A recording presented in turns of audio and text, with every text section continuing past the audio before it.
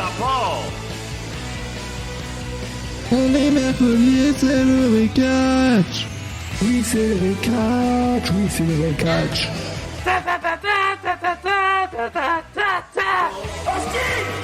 C'est le recatch.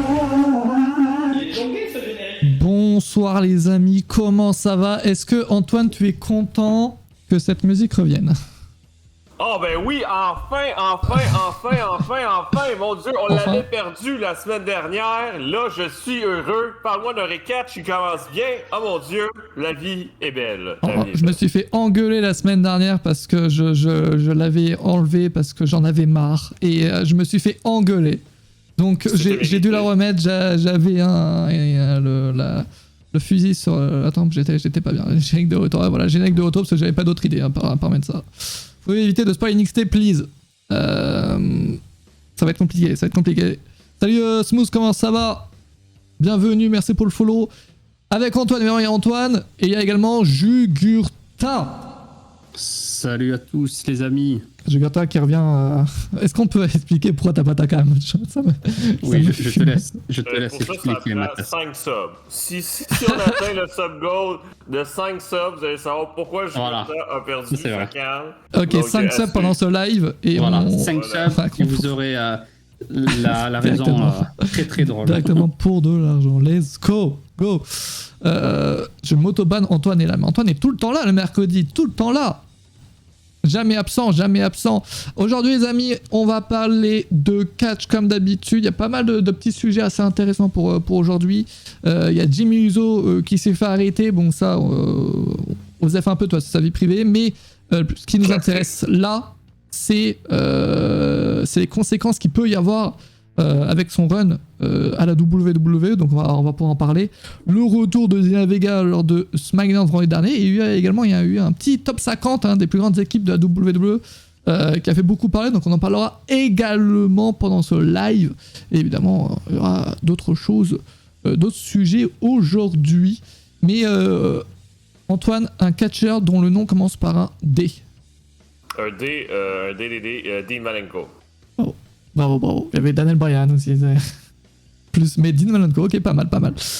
Juste avant les amis, Jeff Hardy, il était à SmackDown, Jeff Hardy. Il était pas à SmackDown justement, il était mis à Raw d'ailleurs, il était à Main Event, c'est encore pire. C'est Damien Sandow, effectivement, il y avait également Damien Sandow. J'adore faire ce jeu comme ça directement sans prévenir. Jeff Hardy, j'ai enlevé cette musique parce que bon, elle est un peu short quand même, un peu longue. Jeff Hardy qui était à Main Event cette semaine. Main Event, retour à Main Event, le pauvre. Il a eu un petit match et il a perdu. Il a perdu contre un partenaire de Jinder Mahal, mais je me rappelle plus son nom. Exact, donc il a perdu contre Veer, exactement. Veer, voilà. Donc il y a Veer et Shanky, mais il a perdu contre Veer. Est-ce que c'était celui qui était le pote de celui qui avait spoil ou pas? Oui, exact. Voilà, okay, donc c'est bien celui qui était dans l'équipe, donc j'ai pas le nom non plus. Le Indus-Share à NXT. Ah mais t'as tous les noms. Ben oui, moi je regarde les shows, Mathias. Mais donc terrible nouvelle. Non mais je sais pas pour vous là, mais c'est que Veer, je veux dire, il compte même pas 5 combats solo à son actif. Je parle de télévisé bien sûr. Et là, il gagne contre Jeff Hardy à Main Event. Oh, Jugurtha 10e mois. Oh là là, avec le Prime. Voilà, sympa. Jeff est cramé, mais Jeff, le pauvre quoi, hein, parce qu'on est en mode la semaine dernière c'était le top de Jugurtha, sa musique d'entrée, ça va revenir là. Sauf que frérot, il a Main Event, donc si tu veux entendre sa musique à Main Event, ça c'est pas ouf hein, quand même. Non, après on va dire que c'est pas une fin en soi, tu vois, le fait d'apparaître maintenant. On voit que apparaître à Main Event ou à 205 Live, ça veut absolument rien dire maintenant à la WWE. On peut apparaître cette semaine et la semaine prochaine avoir un match pour un titre. Donc voilà. À une époque, oui, on aurait dit qu'il l'utilise mal à l'utiliser de l'autre côté. Mais là, voilà, c'est pas mal. Au moins, il y a de la visibilité pour Jeff, on va dire, pour ceux qui regardent Main Event. Mais sauf que personne ne regarde, donc il n'y a pas forcément de visibilité. Salut Nicolas Finam également. Il y a une personne qui fait les résultats sur Catch News et qui regarde, les amis. Main Event, oh là, c'est chaud. En vrai, est-ce qu'il y a quelqu'un dans le chat, vraiment sur Tier qui run Main Event premier degré en fait? C'est ça la question que je me pose.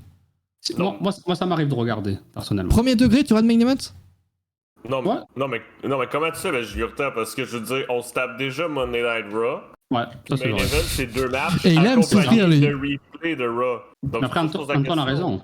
Ouais, Antoine a raison, on se tape Raw avec 3 heures, dont 1 heure de pub, et je rigole pas, il y a 55 minutes de pub Ouais, dans le on show. avait calculé en plus un jour. Donc, se taper 45 minutes, même pas, de show main event avec 2 combats, maximum 3 et encore 3. Je sais pas si 3, c'est non. c'est vraiment un show Par contre, exceptionnel. moi, je me rappelle que je regardais premier degré Main Event à l'époque quand c'était diffusé sur AB1, juste avant SmackDown les samedis Oui. là. Je regardais ça. Mais c'est vrai que bon, depuis que ça a disparu d'AB1, je ne regarde plus du tout. Main Event aux FTR, des fois j'appelle encore ça double superstar. Oh, ce show!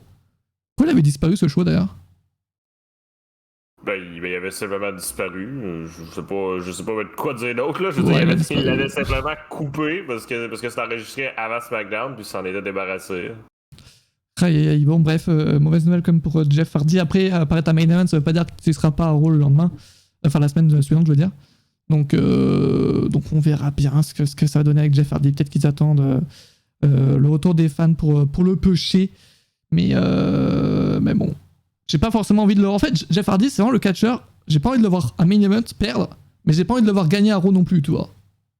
Donc je sais pas trop... Oh, merci, Cassette 8e mois. Attends, ça commence à être des gros mois, là. Merci beaucoup, Cassette. Avec le... Même pas, j'allais dire avec le Prime, mais non, pas du tout. Un mois et j'accouche, bordel. effectivement. Donc voilà, pour ce qui est de Jeff Hardy. Antoine, tu voulais parler de NXT UK.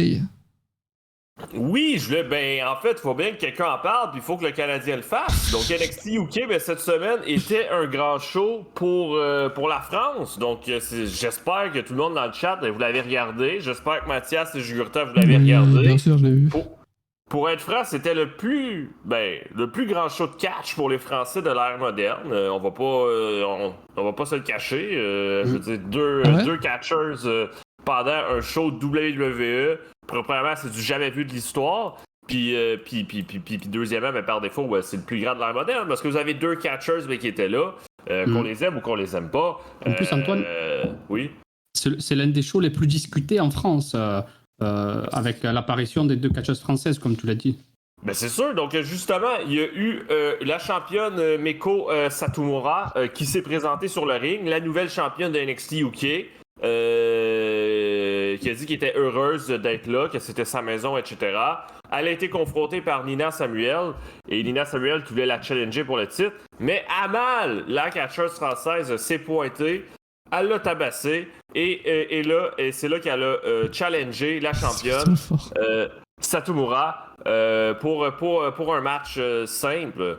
Et donc, elle dit qu'elle devrait être la prochaine challenger et la championne a accepté. En vrai, c'est énorme quand même, parce que certes, quand même, Amal, elle va perdre, c'est sûr, mais ça va lui donner un match quand même contre une légende. Donc, ce qui est quand même énorme. Hein. Tu vas gagner beaucoup d'expérience en faisant ça et puis même en notoriété. Donc, c'est énorme pour elle. Exactement. Et la deuxième personne, c'est la nouvelle catcheuse française, Mila Smith, qu'on a vu la semaine dernière. Et déjà cette semaine qu'il y a eu un premier combat. Donc elle a affronté Wolf Valkyrie. Malheureusement pour elle, elle a perdu. Valkyrie est une des top stars de NXT UK. Mais tout de même, donc c'était une semaine très intéressante pour le catch français, là, sérieusement. J'avoue que j'ai pas vu le show, je suis une honte. Salut Oreo et Ariam également qui nous rejoignent. Il y a des gens qui disent que le catch féminin n'intéresse pas autant que le catch masculin. Ça, c'est intéressant. Est-ce que vous êtes plus intéressé? Après, nous, on est fans, donc notre avis, il sera peut-être biaisé, mais le grand public, c'est sûr, c'est le catch masculin qui intéresse plus que le catch féminin, non? Ah oui, c'est sûr. Après, ça dépend les pays. Ça dépend.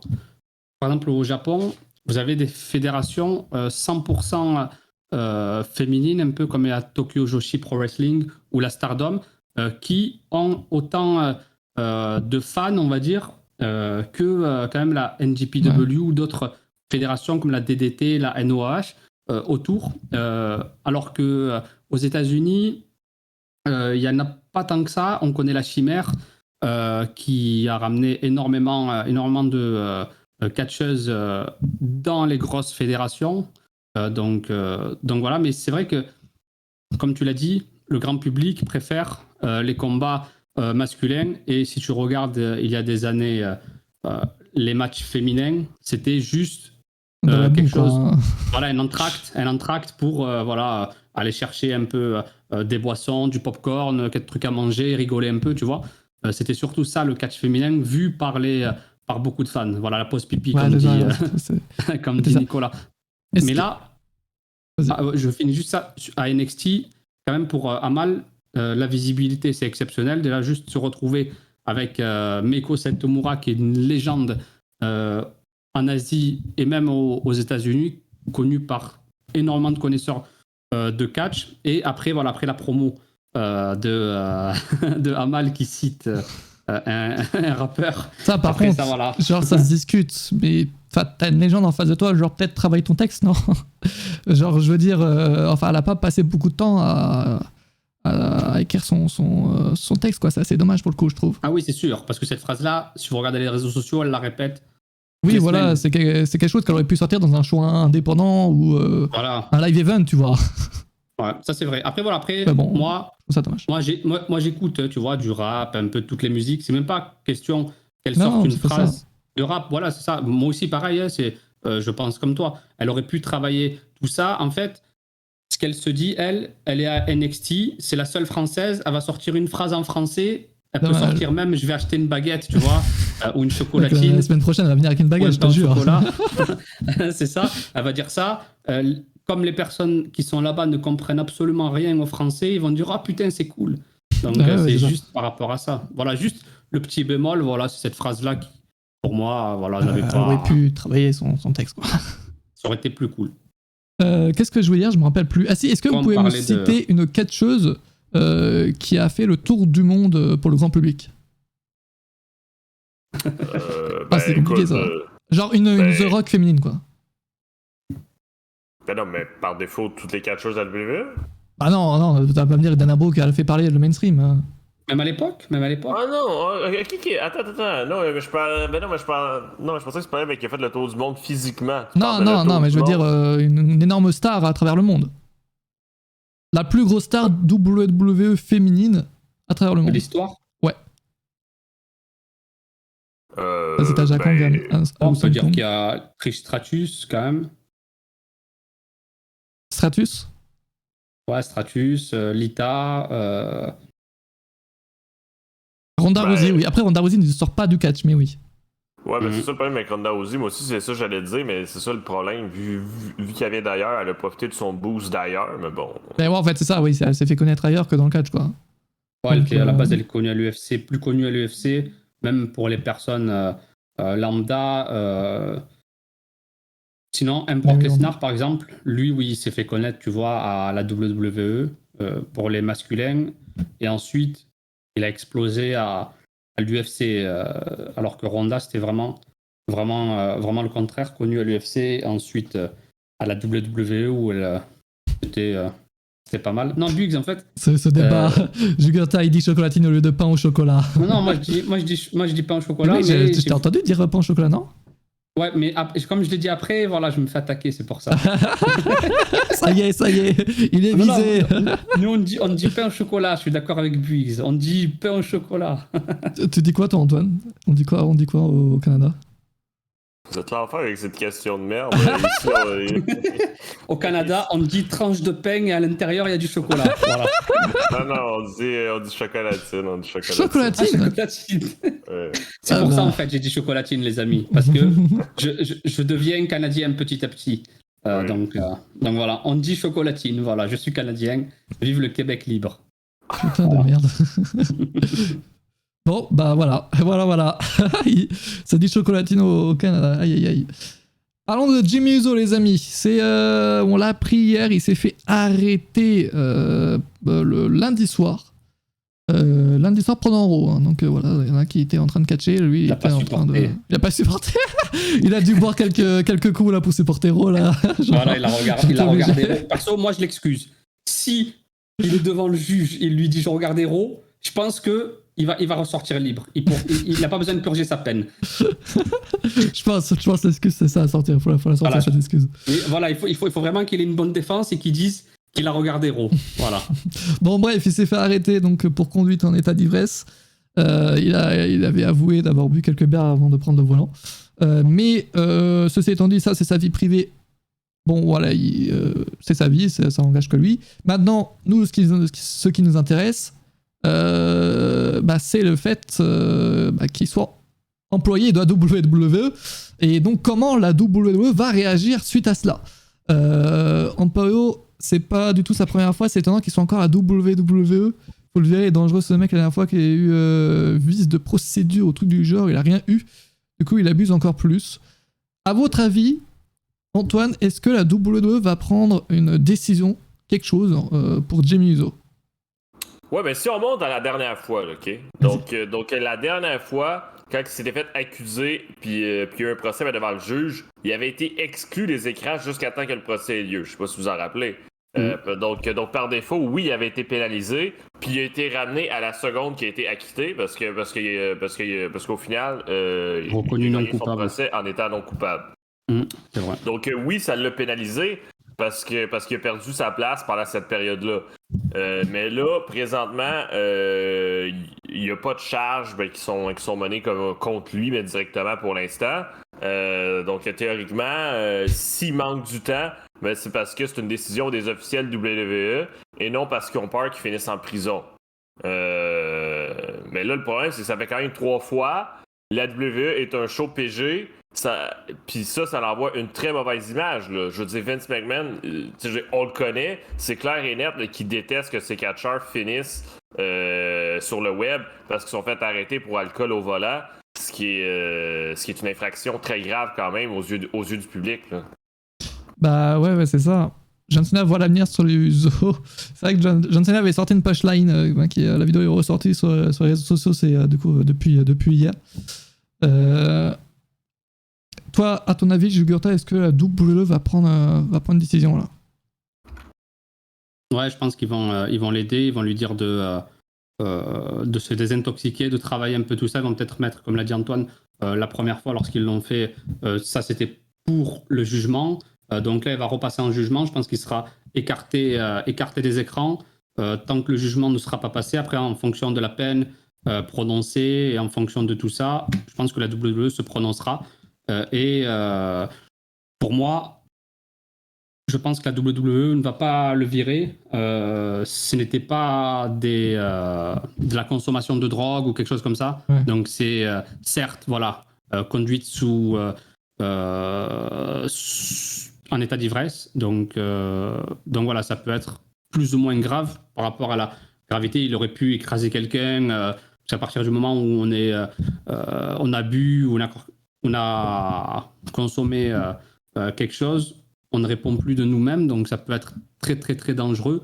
Donc à voir ce que va faire la WWE, mais je pense qu'ils vont le mettre à l'écart dès ce vendredi, ils vont trouver une alternative. Bah, c'est ce que je me disais, est-ce qu'il serait écarté de ce vendredi, tu vois, le temps que ça passe, et puis vendredi prochain il revient, tranquille. C'est ce que je pense qu'il ne demandais. reviendra pas. Hein. Ouais, moi je pense que à partir du moment où il s'est fait arrêter, ils vont le sortir des écrans, ou peut-être ils vont peut-être le faire venir vendredi et il parlera et ils vont casser le kayfabe, comme on dit, où il va dire voilà, j'ai merdé, donc mais écoute, je vous dis à la prochaine. Je pense que, et pour répondre à la question de Sting qui demande s'il peut y avoir des conséquences à la storyline actuelle autour du chef de la table, je me dis que ça peut très très bien s'intégrer à la storyline avec Roman Reigns. Roman Reigns peut très bien lui dire t'as merdé, voilà, tu regardes ce que tu fais pour la famille et tout. Et ça peut très bien aider la storyline, le kayfabe, tu vois, dans le kayfabe. Ça c'est vrai. Mais après est-ce qu'ils vont l'utiliser Moi ça me dérange pas qu'ils intègrent ça. Comme on l'a dit la dernière fois, tu t'en souviens qu'ils ont intégré les soucis de Jeff Hardy, tout ça. Jeff Hardy avec Sheamus l'année dernière. Comment? Avec Sheamus l'année dernière, avec Jeff Hardy. Voilà, c'est ça. Ouais, tant que, en plus, on l'avait dit, nous, ça nous dérange pas tant que les tout deux le monde est d'accord. Voilà, c'est ça. C'est l'essentiel. Après, ils ont la possibilité de faire beaucoup de choses, mais j'espère qu'ils vont pas... Moi, je suis pas un adepte qu'il faut le virer comme ça. J'espère qu'ils vont l'aider. Je pense pas qu'ils aient fait tout le nécessaire pour l'aider, sachant, ils pensaient que c'était occasionnel, ses soucis peut-être, à l'époque. Mais bon, je pense que c'est encore beaucoup plus grave. qu'occasionnel. Donc peut-être qu'ils vont le mettre à l'écart, l'aider, le mettre en cure de désintox, l'aider avec sa famille. En plus, il a une très très grande famille, donc je pense qu'il peut vraiment être aidé. Donc voilà, je pense que c'est ce qu'il faut faire, voilà, le mettre à l'écart. Après, sa mise à l'écart, je ne sais pas si ils vont, voilà, comme je l'ai dit tout à l'heure, briser le kayfabe. Il va arriver où il va dire qu'il a merdé et qu'il s'en va. Et ensuite, peut-être organiser ça avec la storyline, ce serait une bonne idée en tout cas. Ça serait une bonne idée, mais il faudrait pas parler. que ça lui donne faudrait pas que ça lui donne l'idée de faire autre chose pour l'intégrer à la storyline, quoi. Tiens, je vais faire un meurtre pour l'intégrer à la storyline. Bon, ça c'est vrai. Faut pas non plus que ça lui donne ce genre d'idée, quoi. C'est ça.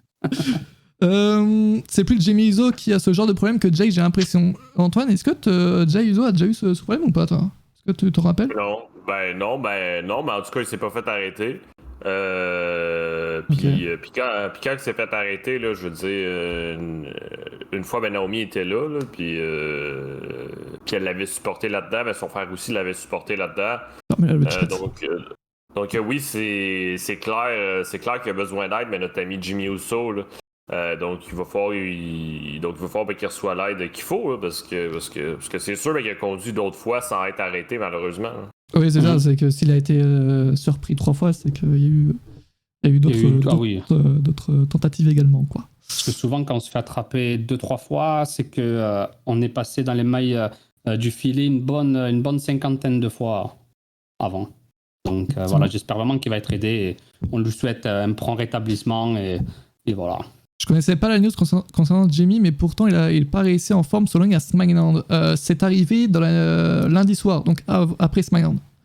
C'est vrai que par exemple, ce vendredi à SmackDown, c'était le seul. Il y avait ni Roman Reigns ni Jey Uso, il me semble, avant vendredi à SmackDown. J'ai pas compris d'ailleurs pourquoi il y avait pas Roman Reigns. Ah bon, why not? Peut-être qu'ils font attendre avant le retour des fans. Pour la semaine prochaine. D'ailleurs, les amis, pour le retour des fans, la semaine prochaine, les amis, on sera en live quasiment tous les jours, hein, parce que on sera en live lundi. Ah oui, je vous les ai pas prévenus d'ailleurs, Antoine et je vous dire, vous la prenez en live pour Raw, pour le dernier Raw au Thunderdome. Donc on le regardera en live. On fera également le quiz Money in the Bank mardi à 19h30. Soyez là, comme d'habitude, 50 questions. Mercredi, le recatch comme aujourd'hui. Vendredi, on regardera le SmackDown en live avec le retour des fans. Samedi, le live du samedi soir, où on va regarder des Money in the Bank ladder match. Et donc dimanche, Money in the Bank, bref, quasiment tous les jours. Donc n'hésitez pas également à rejoindre le Discord pour avoir donc toutes les informations. Pensez que Orton va remplacer Riddle dans le Money in the Bank. C'est quoi cette histoire? J'ai pas suivi, gros. Pourquoi faire? Ah non, ok, c'est encore un rapport avec... Ah non, je sais pourquoi il dit ça. Ah, bah vas-y, réponds alors, vas-y. On verra bien, peut-être que la storyline va avancer et vous saurez ça bien sûr lundi, parce que comme l'a dit Mathias, nous serons en live avec il répond sans répondre sur catch-news avec un z.com, donc soit le lundi, mon ami, pour le dernier Raw au Thunderdome. Voilà. Jeudi live sur 2K Battlegrounds. Jeudi non, ça, jeudi on va pas plus s'offrir, tranquille. Pas de Battlegrounds. D'ailleurs, Battlegrounds qui est gratuit sur la PS4, il me semble, PS5 également, je sais pas, j'ai pas trop suivi. Ce mois-ci. Ils devraient nous payer. On devrait payer pour jouer. Aïe. Attendez, parce que du coup j'ai raté les choses, non? Vas-y. Mais juste pour prolonger sur la réponse de Randy Orton, là, selon moi, ça fait 2 semaines que Randy Orton est absent puis on n'a pas la raison. Je pense que Randy Orton ou sa femme ou sa famille ont peut-être un petit problème. Donc moi je pense pas qu'il va remplacer quelqu'un. Je ne sais pas, mais attends, parce que là on parle de Money in the Bank, donc on va rester dessus. Il reste 2 places pour le Money in the Bank ladder match masculin. Donc nous avons Ricochet, John Morrison, Riddle, Drew McIntyre, Big E, Kevin Owens. Et ce vendredi là, nous aurons les 2 derniers matchs de qualification. Cesaro contre Seth Rollins et Nakamura contre Corbin. Qui est moins un banger et qu'on a tous les jours, toutes les semaines depuis 3 mois. Un off banger. Alors votre petit pronostic, qui va gagner entre Cesaro et Seth Rollins? Moi je dis Cesaro ou Seth Rollins. Cesaro Rollins. Cesaro Rollins. Moi, je pense que ce serait Seth Rollins parce qu'il faut qu'il reste dans les rivalités pour les titres mondiaux. C'est ce que je me dis, en fait, s'ils veulent faire un Seth Rollins contre Roman Reigns, peut-être un cash-in sur Roman Reigns, mais bon, on a déjà eu la mallette, est-ce que là on a besoin? Après, ça dépend.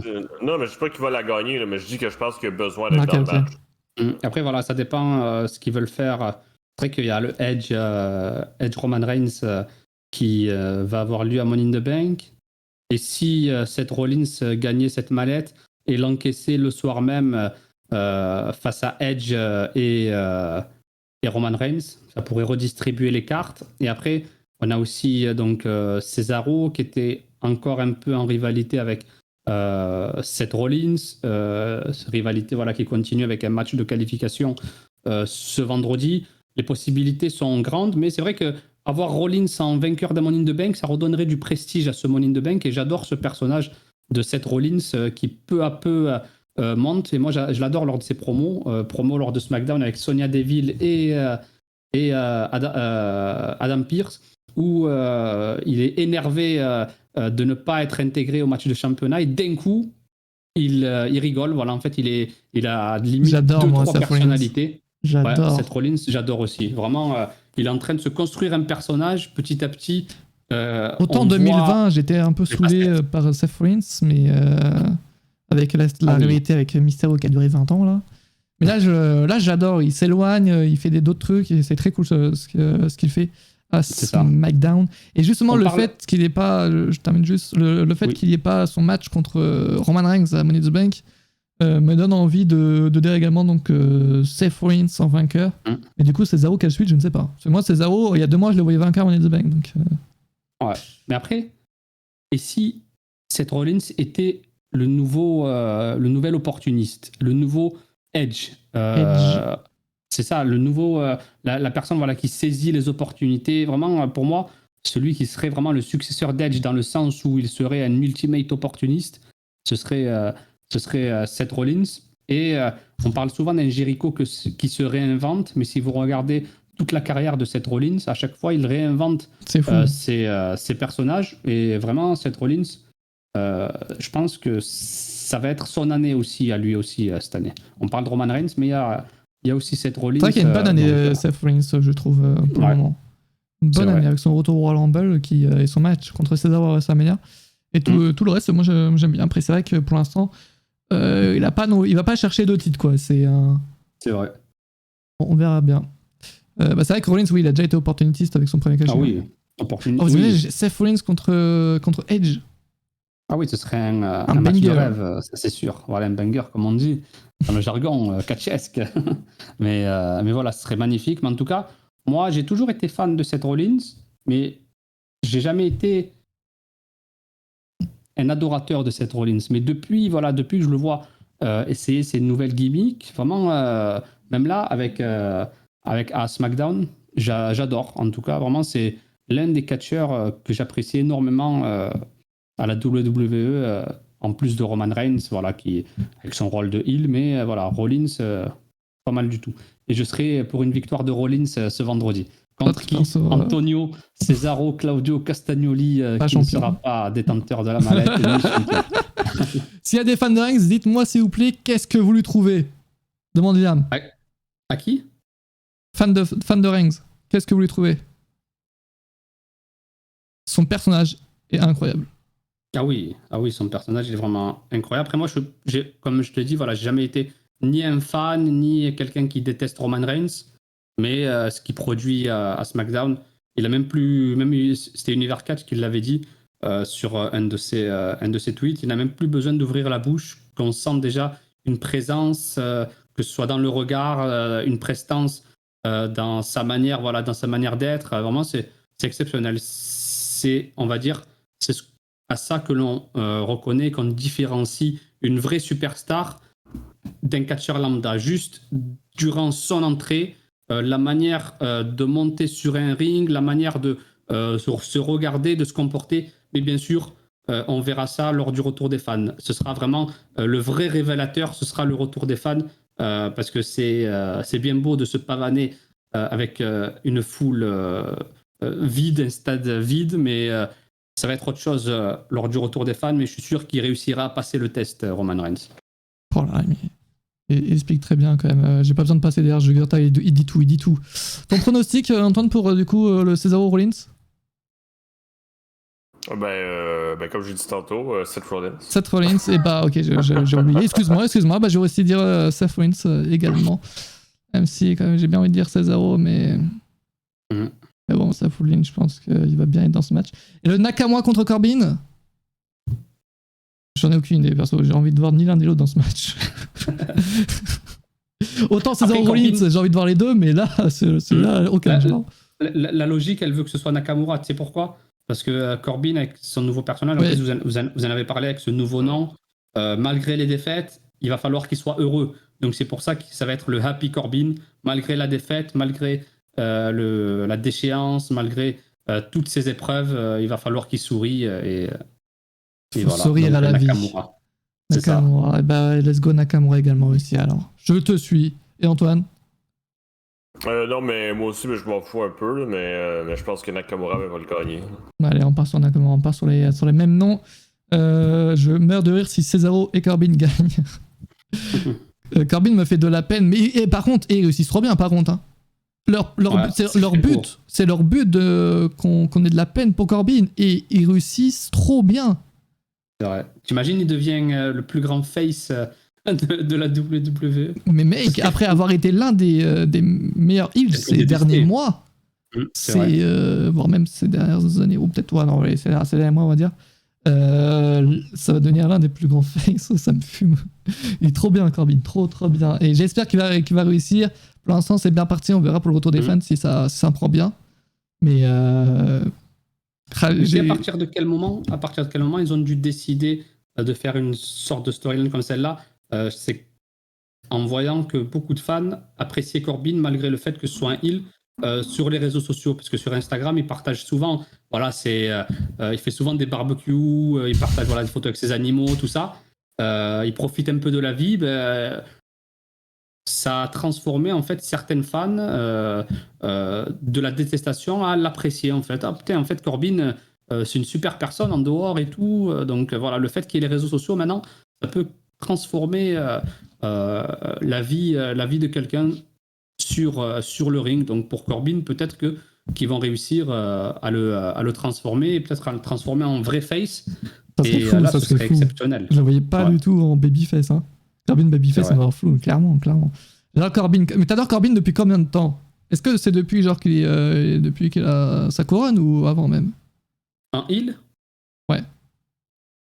En fait, il a toujours été heel. Ouais, il a toujours été heel, même à l'époque. Ah, mais ma question, c'est de savoir depuis combien de temps Nicolas adore Corbin.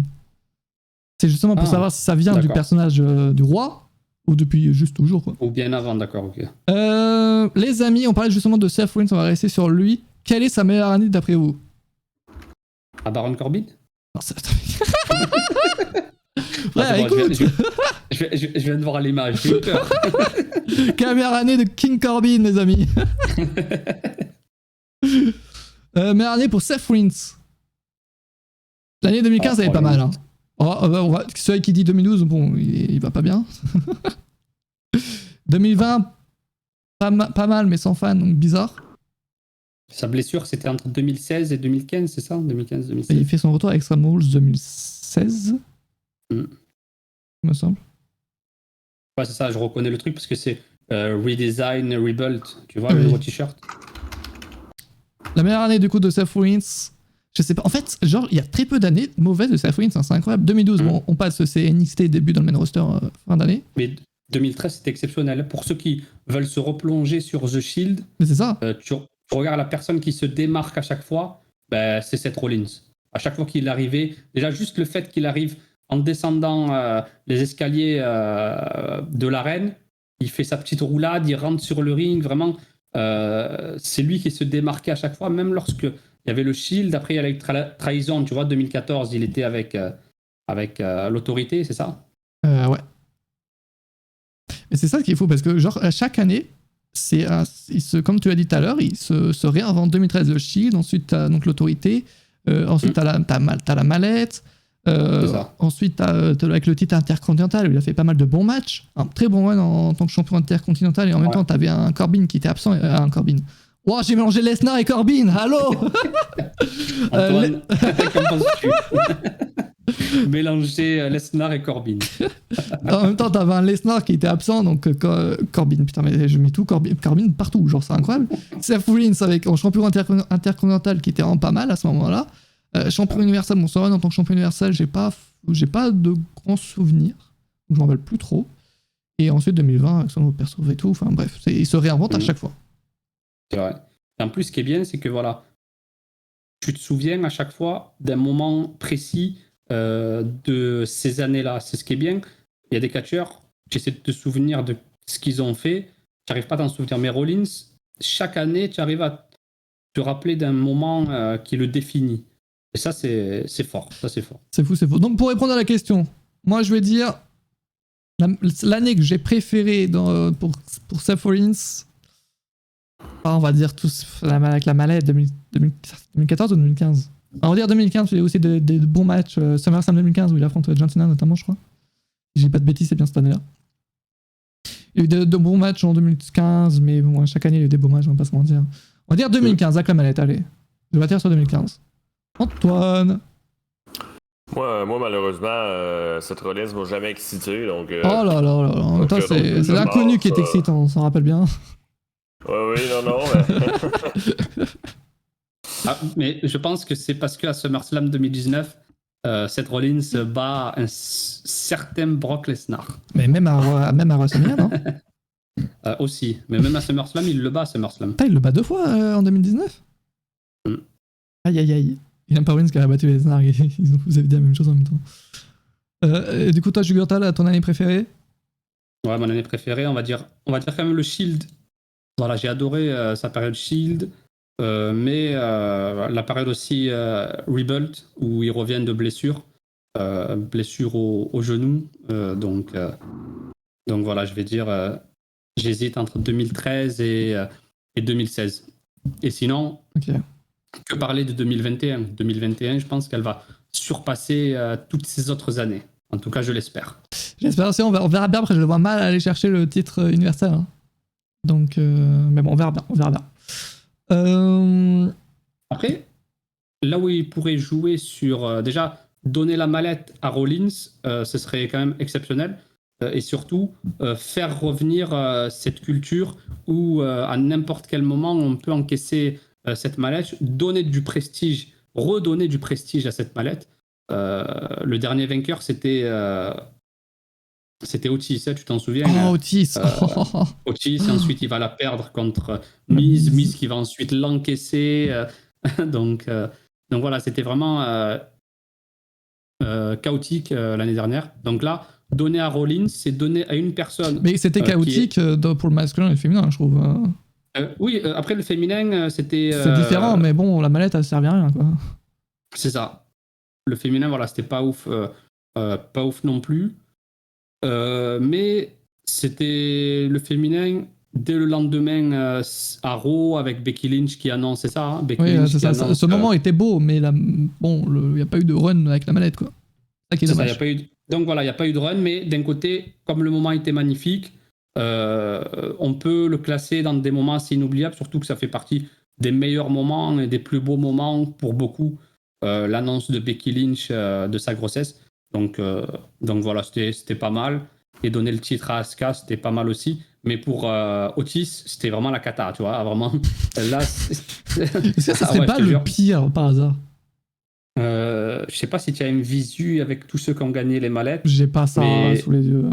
Mais voilà, mais je peux en citer déjà 2005, Edge qui remporte la mallette, 2006, Rob Van Dam, 2007, Mr. Kennedy, ensuite il la perd contre Edge.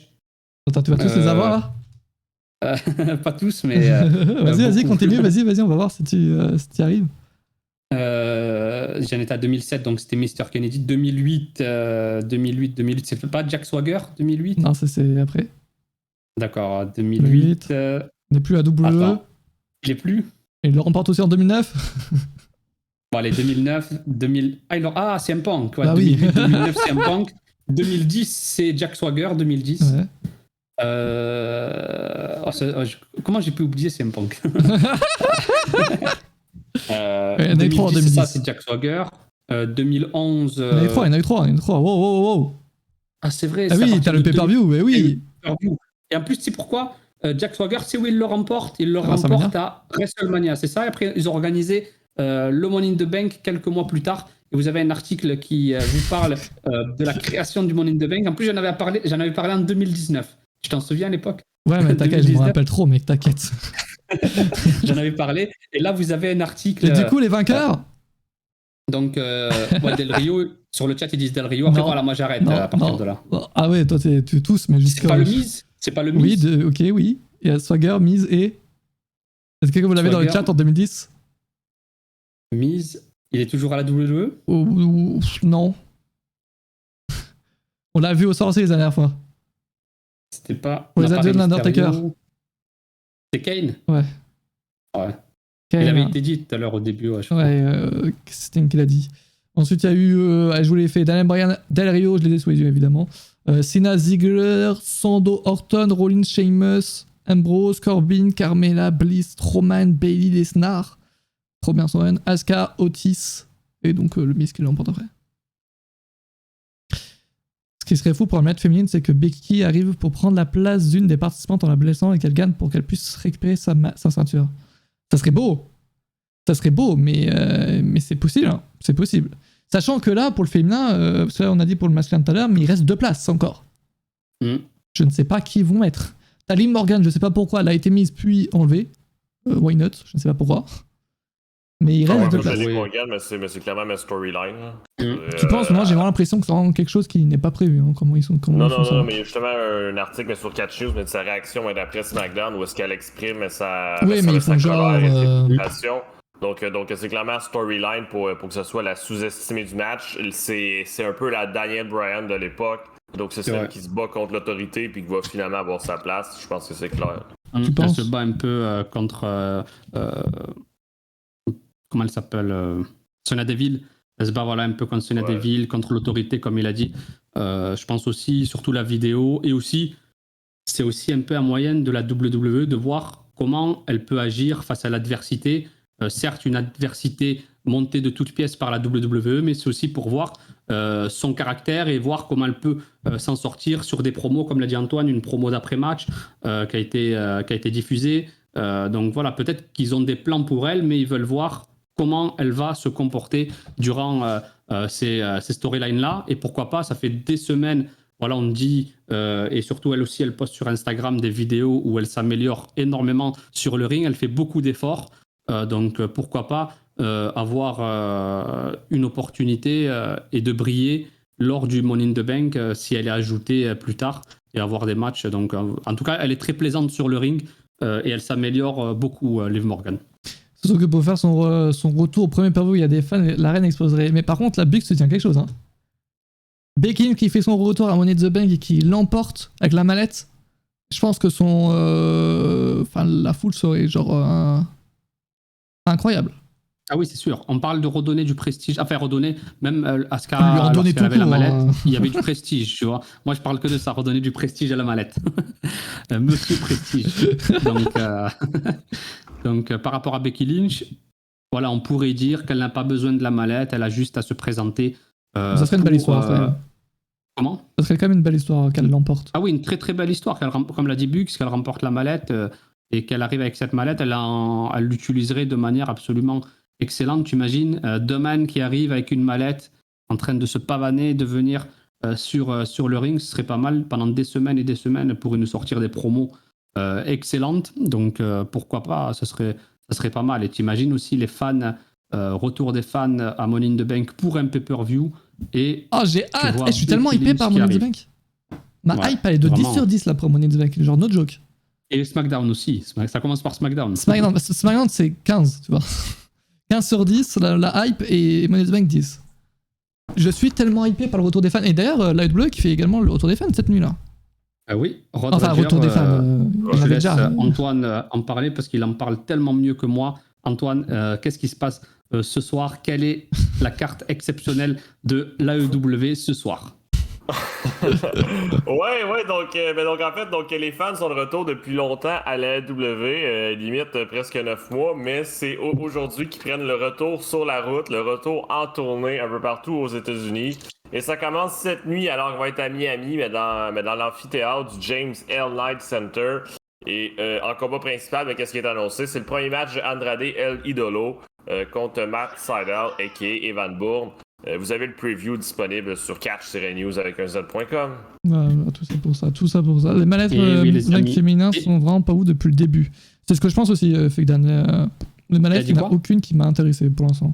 De run avec les manettes pour ce qui est des catcheuses, pour l'instant, zéro. Les catcheuses, il y a eu quoi? La première, c'est qui? C'est Carmella la première? Carmella, c'est de la merde, Carmella. Elle a gagné 2 fois en plus, non? Enfin, non, une fois sur papier, mais juste 2 fois. Ouais, elle a fait comme Edge, ouais. D'accord. Carmella, il y a qui d'autre? Il y a eu Bailey, je me rappelle plus du tout, aucune idée. T'as eu Alexa Bliss. En fait, Bailey et Alexa Bliss, elles l'ont encaissé genre le soir même, donc déjà. Voilà quoi, t'as Asuka, qui donc devient championne. Ouais. En fait, t'as que Carmella qui a gardé la manette longtemps? What? Et genre toutes les autres catcheuses, il n'y a pas une catcheuse qui a gardé la manette plus longtemps qu'un jour à part Carmella? Vraiment? Oui, mais Carmella c'est la meilleure pour te dire quand même. Oui, voilà. Quand la meilleure c'est Carmella, c'est qu'il y a un problème quoi. C'est qu'il y a un problème. J'adore Carmella, c'est l'une de mes catcheuses préférées. Chacun ses goûts, j'ai envie de dire. C'était sur Charlotte qu'elle avait encaissé. Oui, d'ailleurs elle rate son super kick. Bailey. Mais Bliss, elle l'a gardé je vois 2 heures, là, elle l'a encaissé le soir même, hein, Poyo. Avec sa Bliss. Elle a pas gardé la manette. Oui, c'était sur. C'était pas sur Ronda Rousey qu'elle avait. Peut-être, j'en sais rien. Aucune idée. C'est en 2018, probablement. Probable. Ou Nia Jax. Contre Jax. Oui. Peut-être Nia Jax. Elle affrontait qui ce soir-là? Oh là là. Là, quand même, c'est des matchs de mort. donc, il faut se souvenir, là. Là, c'est les bas-fonds du cerveau qu'il faut aller chercher. Ah oui, Ronda Rousey a battu Nia Jax par disqualification parce que t'as Alexa Bliss qui est intervenu, Alexa Bliss a encaissé la manette. Ok, voilà, donc il y avait Ronda Rousey, c'est ça. Ok, ouais, il y avait Rousey dans l'histoire. T'étais pas loin, ça. Aïe. Les amis, on va passer tout de suite au top et au flop de la semaine, ce qu'on a aimé, ce qu'on n'a pas aimé. Let's go. Le top, le flop, c'est le top flop de la semaine. Cette semaine, on va parler de quelque chose. J'ai pas compris j'ai pas compris le top d'Antoine. Donc je te laisse en parler. Ouais, ben écoute, mon top, c'est un top spécial canadien. Mais ça me fait parler du Canada, du Québec. Donc malheureusement, Ever Rice, qui avait été licencié à la dernière vague de coupure, l'équipe de duo québécois de NXT, qui présentait des web shows à chaque semaine. Et heureusement, ils ont décidé de continuer leur web série sur leur chaîne YouTube personnelle. Donc c'est cool, le duo reste vivant, le duo reste actif sur les écrans. Et cette semaine, on a pu voir 2 choses. On a pu voir, comme vous voyez sur l'écran présentement, le logo de EC3 apparaître sur l'écran. Est-ce qu'il va être booké sur un show de EC3 bientôt? Peut-être, parce que EC3 produit des shows maintenant.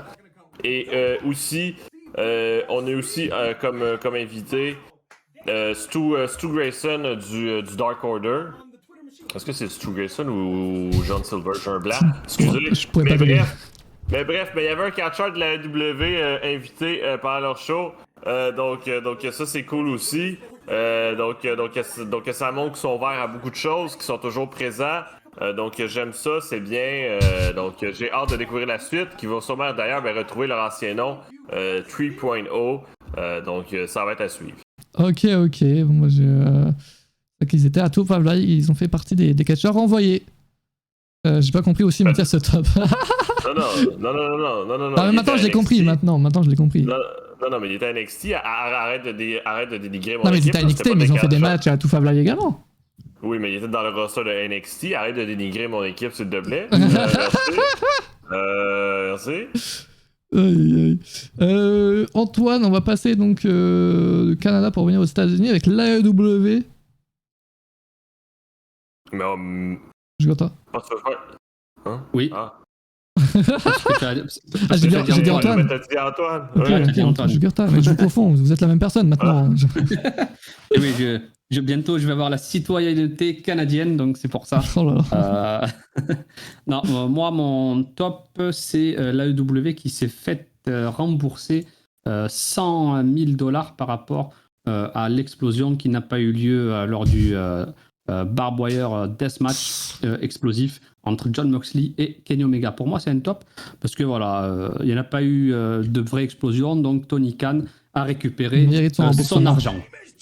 Mais Ah, merci pour le rêve. merci LGA Club. LGA Club. LGA Club. LGA Club. LGA Club. LGA Club. Oui, bah c'est bon. LGA Club.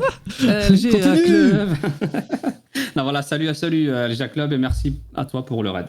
La fausse explosion. Donc, comme je le disais, Tony Khan a récupéré donc, ces 100 000 $ qu'il avait payé à une société pour organiser ce Barbed Wire Deathmatch. Comme l'explosion n'a pas eu lieu, il a récupéré son argent. Mais moi, je je pense c'est fou. aller.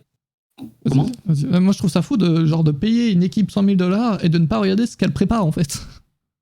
Non, après, Non, c'est sûr que vu qu'est-ce qu'ils préparent, Mathias, je veux dire, ils les ont pas embauchés sans voir leur travail. Hein. ça c'est vrai. C'est censé être des professionnels et ils ont raté, donc c'est bizarre quand même. Oui, Après, non, mais comme qu'il précise dans sa citation, c'est que malheureusement, ils connaissaient rien au catch, puis on l'a vu en direct. Mais même s'ils connaissent rien en catch, normalement ils sont censés y avoir des explosions, quoi. Genre, catch après, ou pas. Alors, après, on prépare pas de la même manière, tu vois, des explosifs pour un 14 juillet ou un 4 juillet ou un 2 juillet.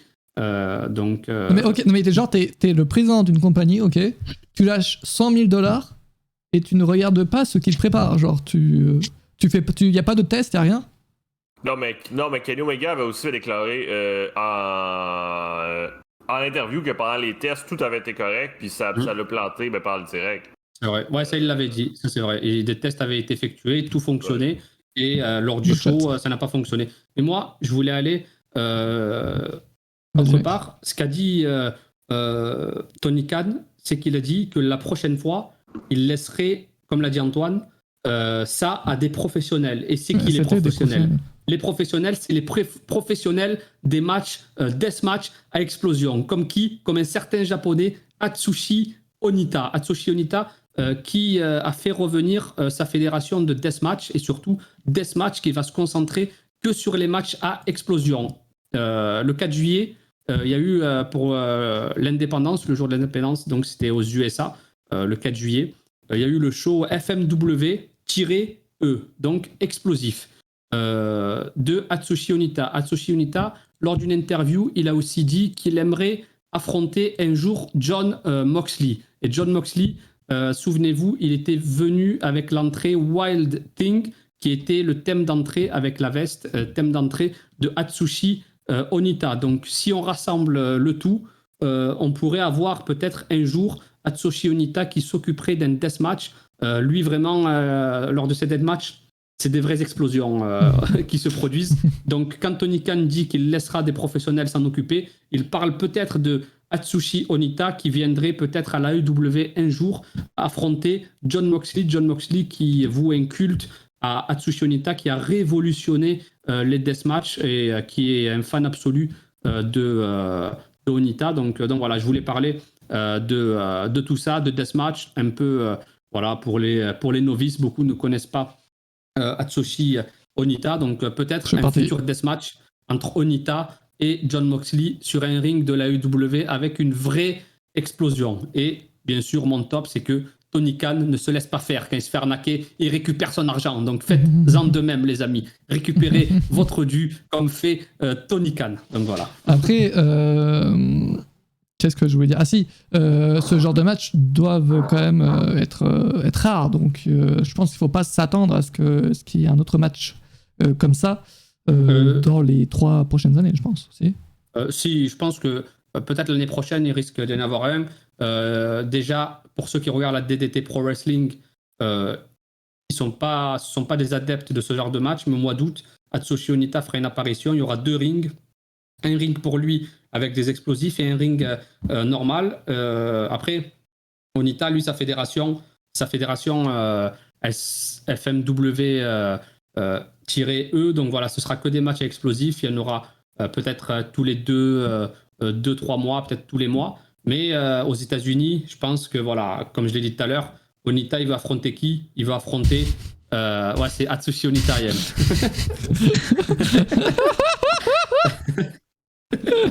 C'est vrai que j'ai tendance à le répéter. Tout est dans la répétition. En vrai, tu fais bien parce que pour les gens qui ne connaissent pas, au moins, ça rentre dans la tête, quoi. Voilà. C'est ça. Moi, mon professeur, à l'époque, il m'a toujours dit tout est dans la répétition. Tout rentre dans la tête, dans la répétition. Donc quoi?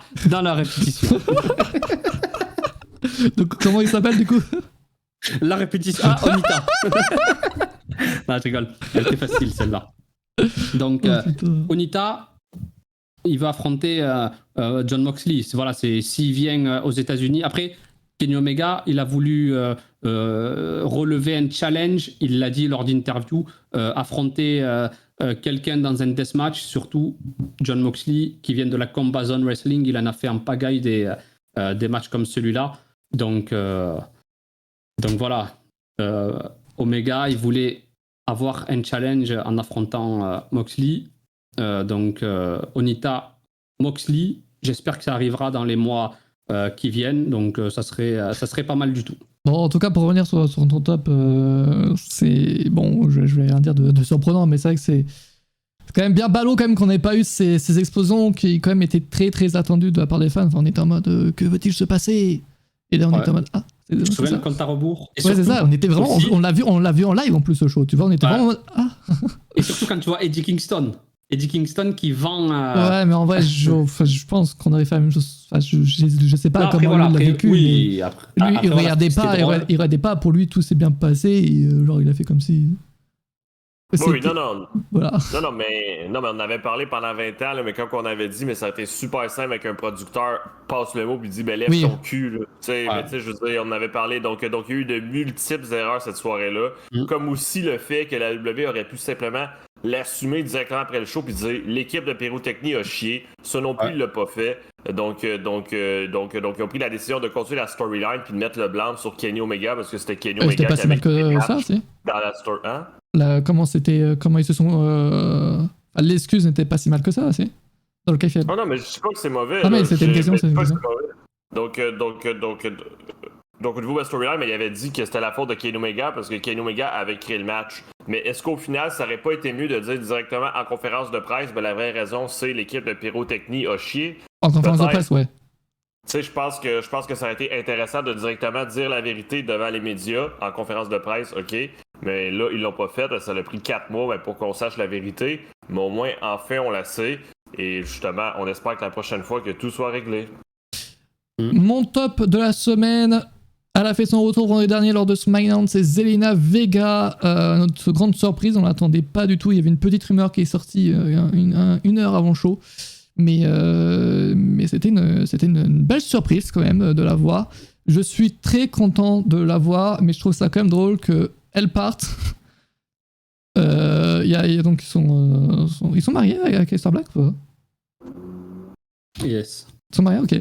Donc son mari reste, il se fait renvoyer et elle revient, ça me fume. Genre, c'est vraiment la WWE ne veut vraiment pas qu'ils soient ensemble. Genre, c'est vraiment un délire le truc. Bref, Zelina Vega donc, a fait son retour lors de SmackDown pour être dans le match féminin de Money in the Bank. Moi, j'ai beaucoup apprécié Zelina Vega à la WWE en tant que manager. Même sur le ring, elle était pas mauvaise. Bon, il y a des trucs améliorés, mais elle était pas mauvaise, je trouve. Et j'étais vraiment très déçu en novembre lorsqu'elle s'est fait renvoyer.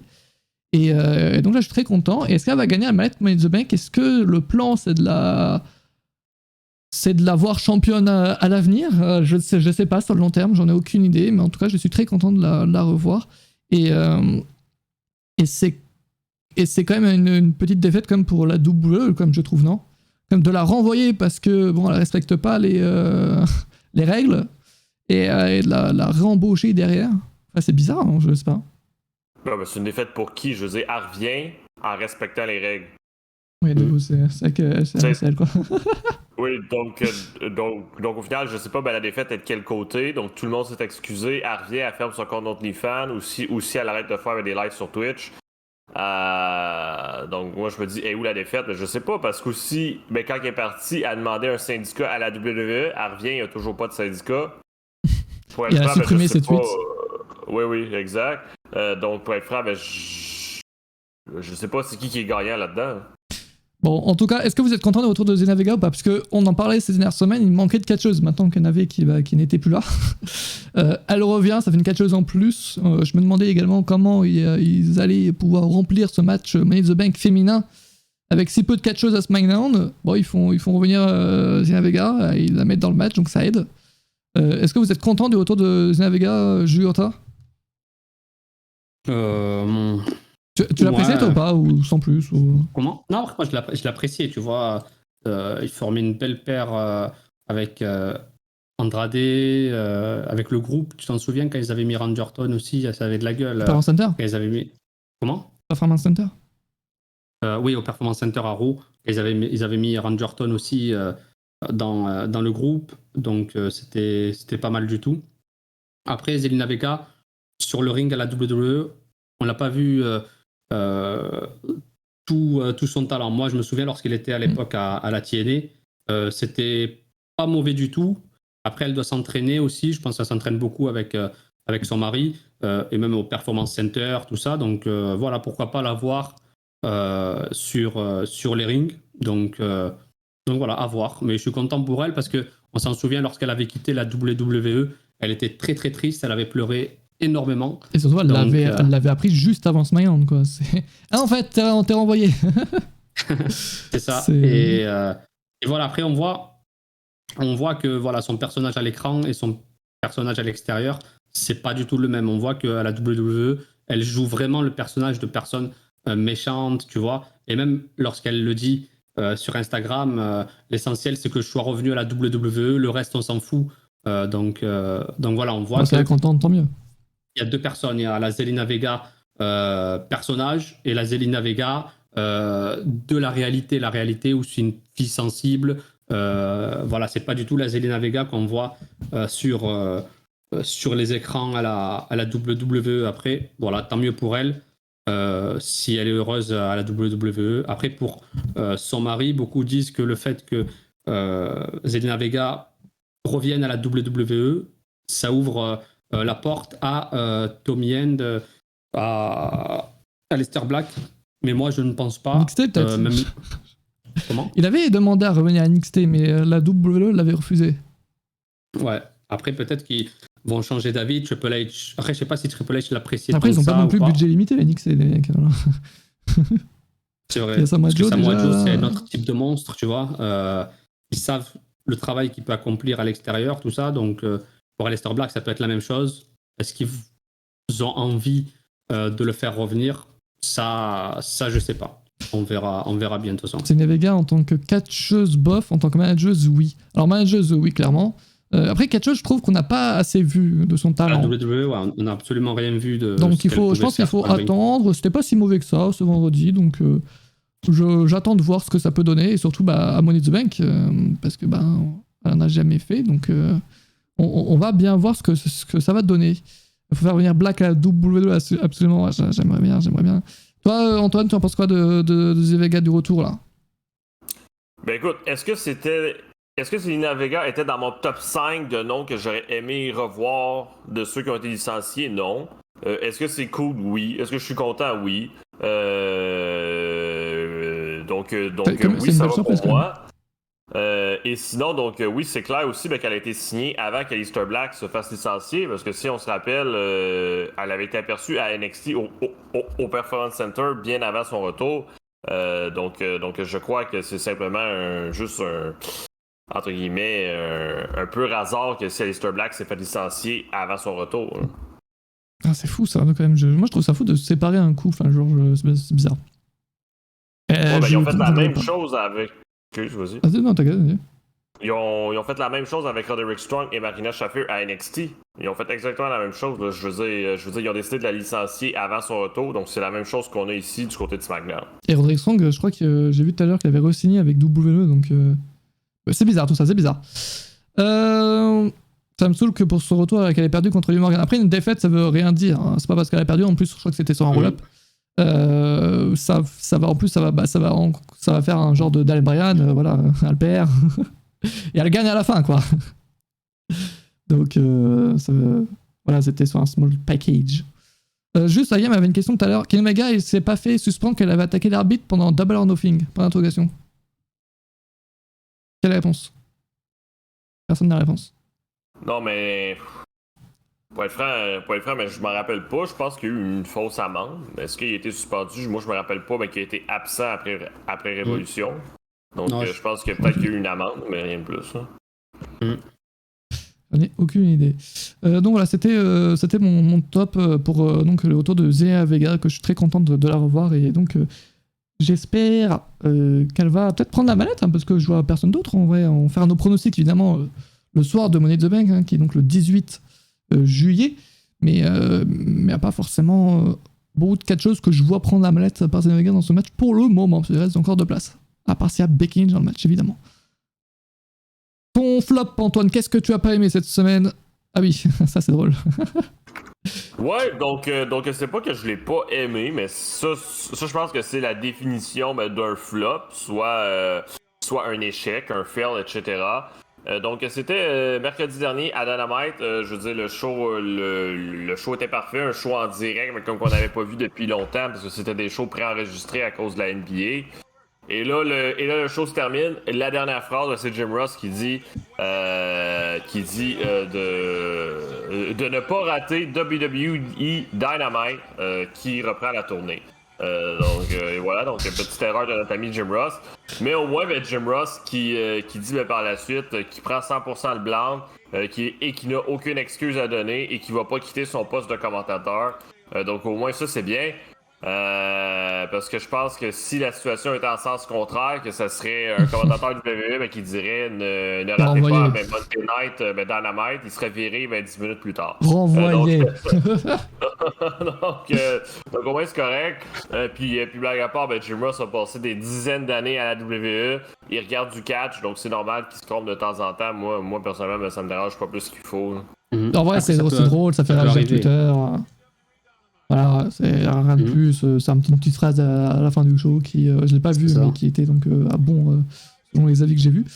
Dis-moi, c'est cramé, il faut juste se faire venir comme un match pour comme un match pour un pay-per-view de temps en temps. C'est vrai qu'il avait commenté par exemple le Reigns Undertaker de WrestleMania, je crois. Et la WWE qui le faisait venir de temps en temps comme ça.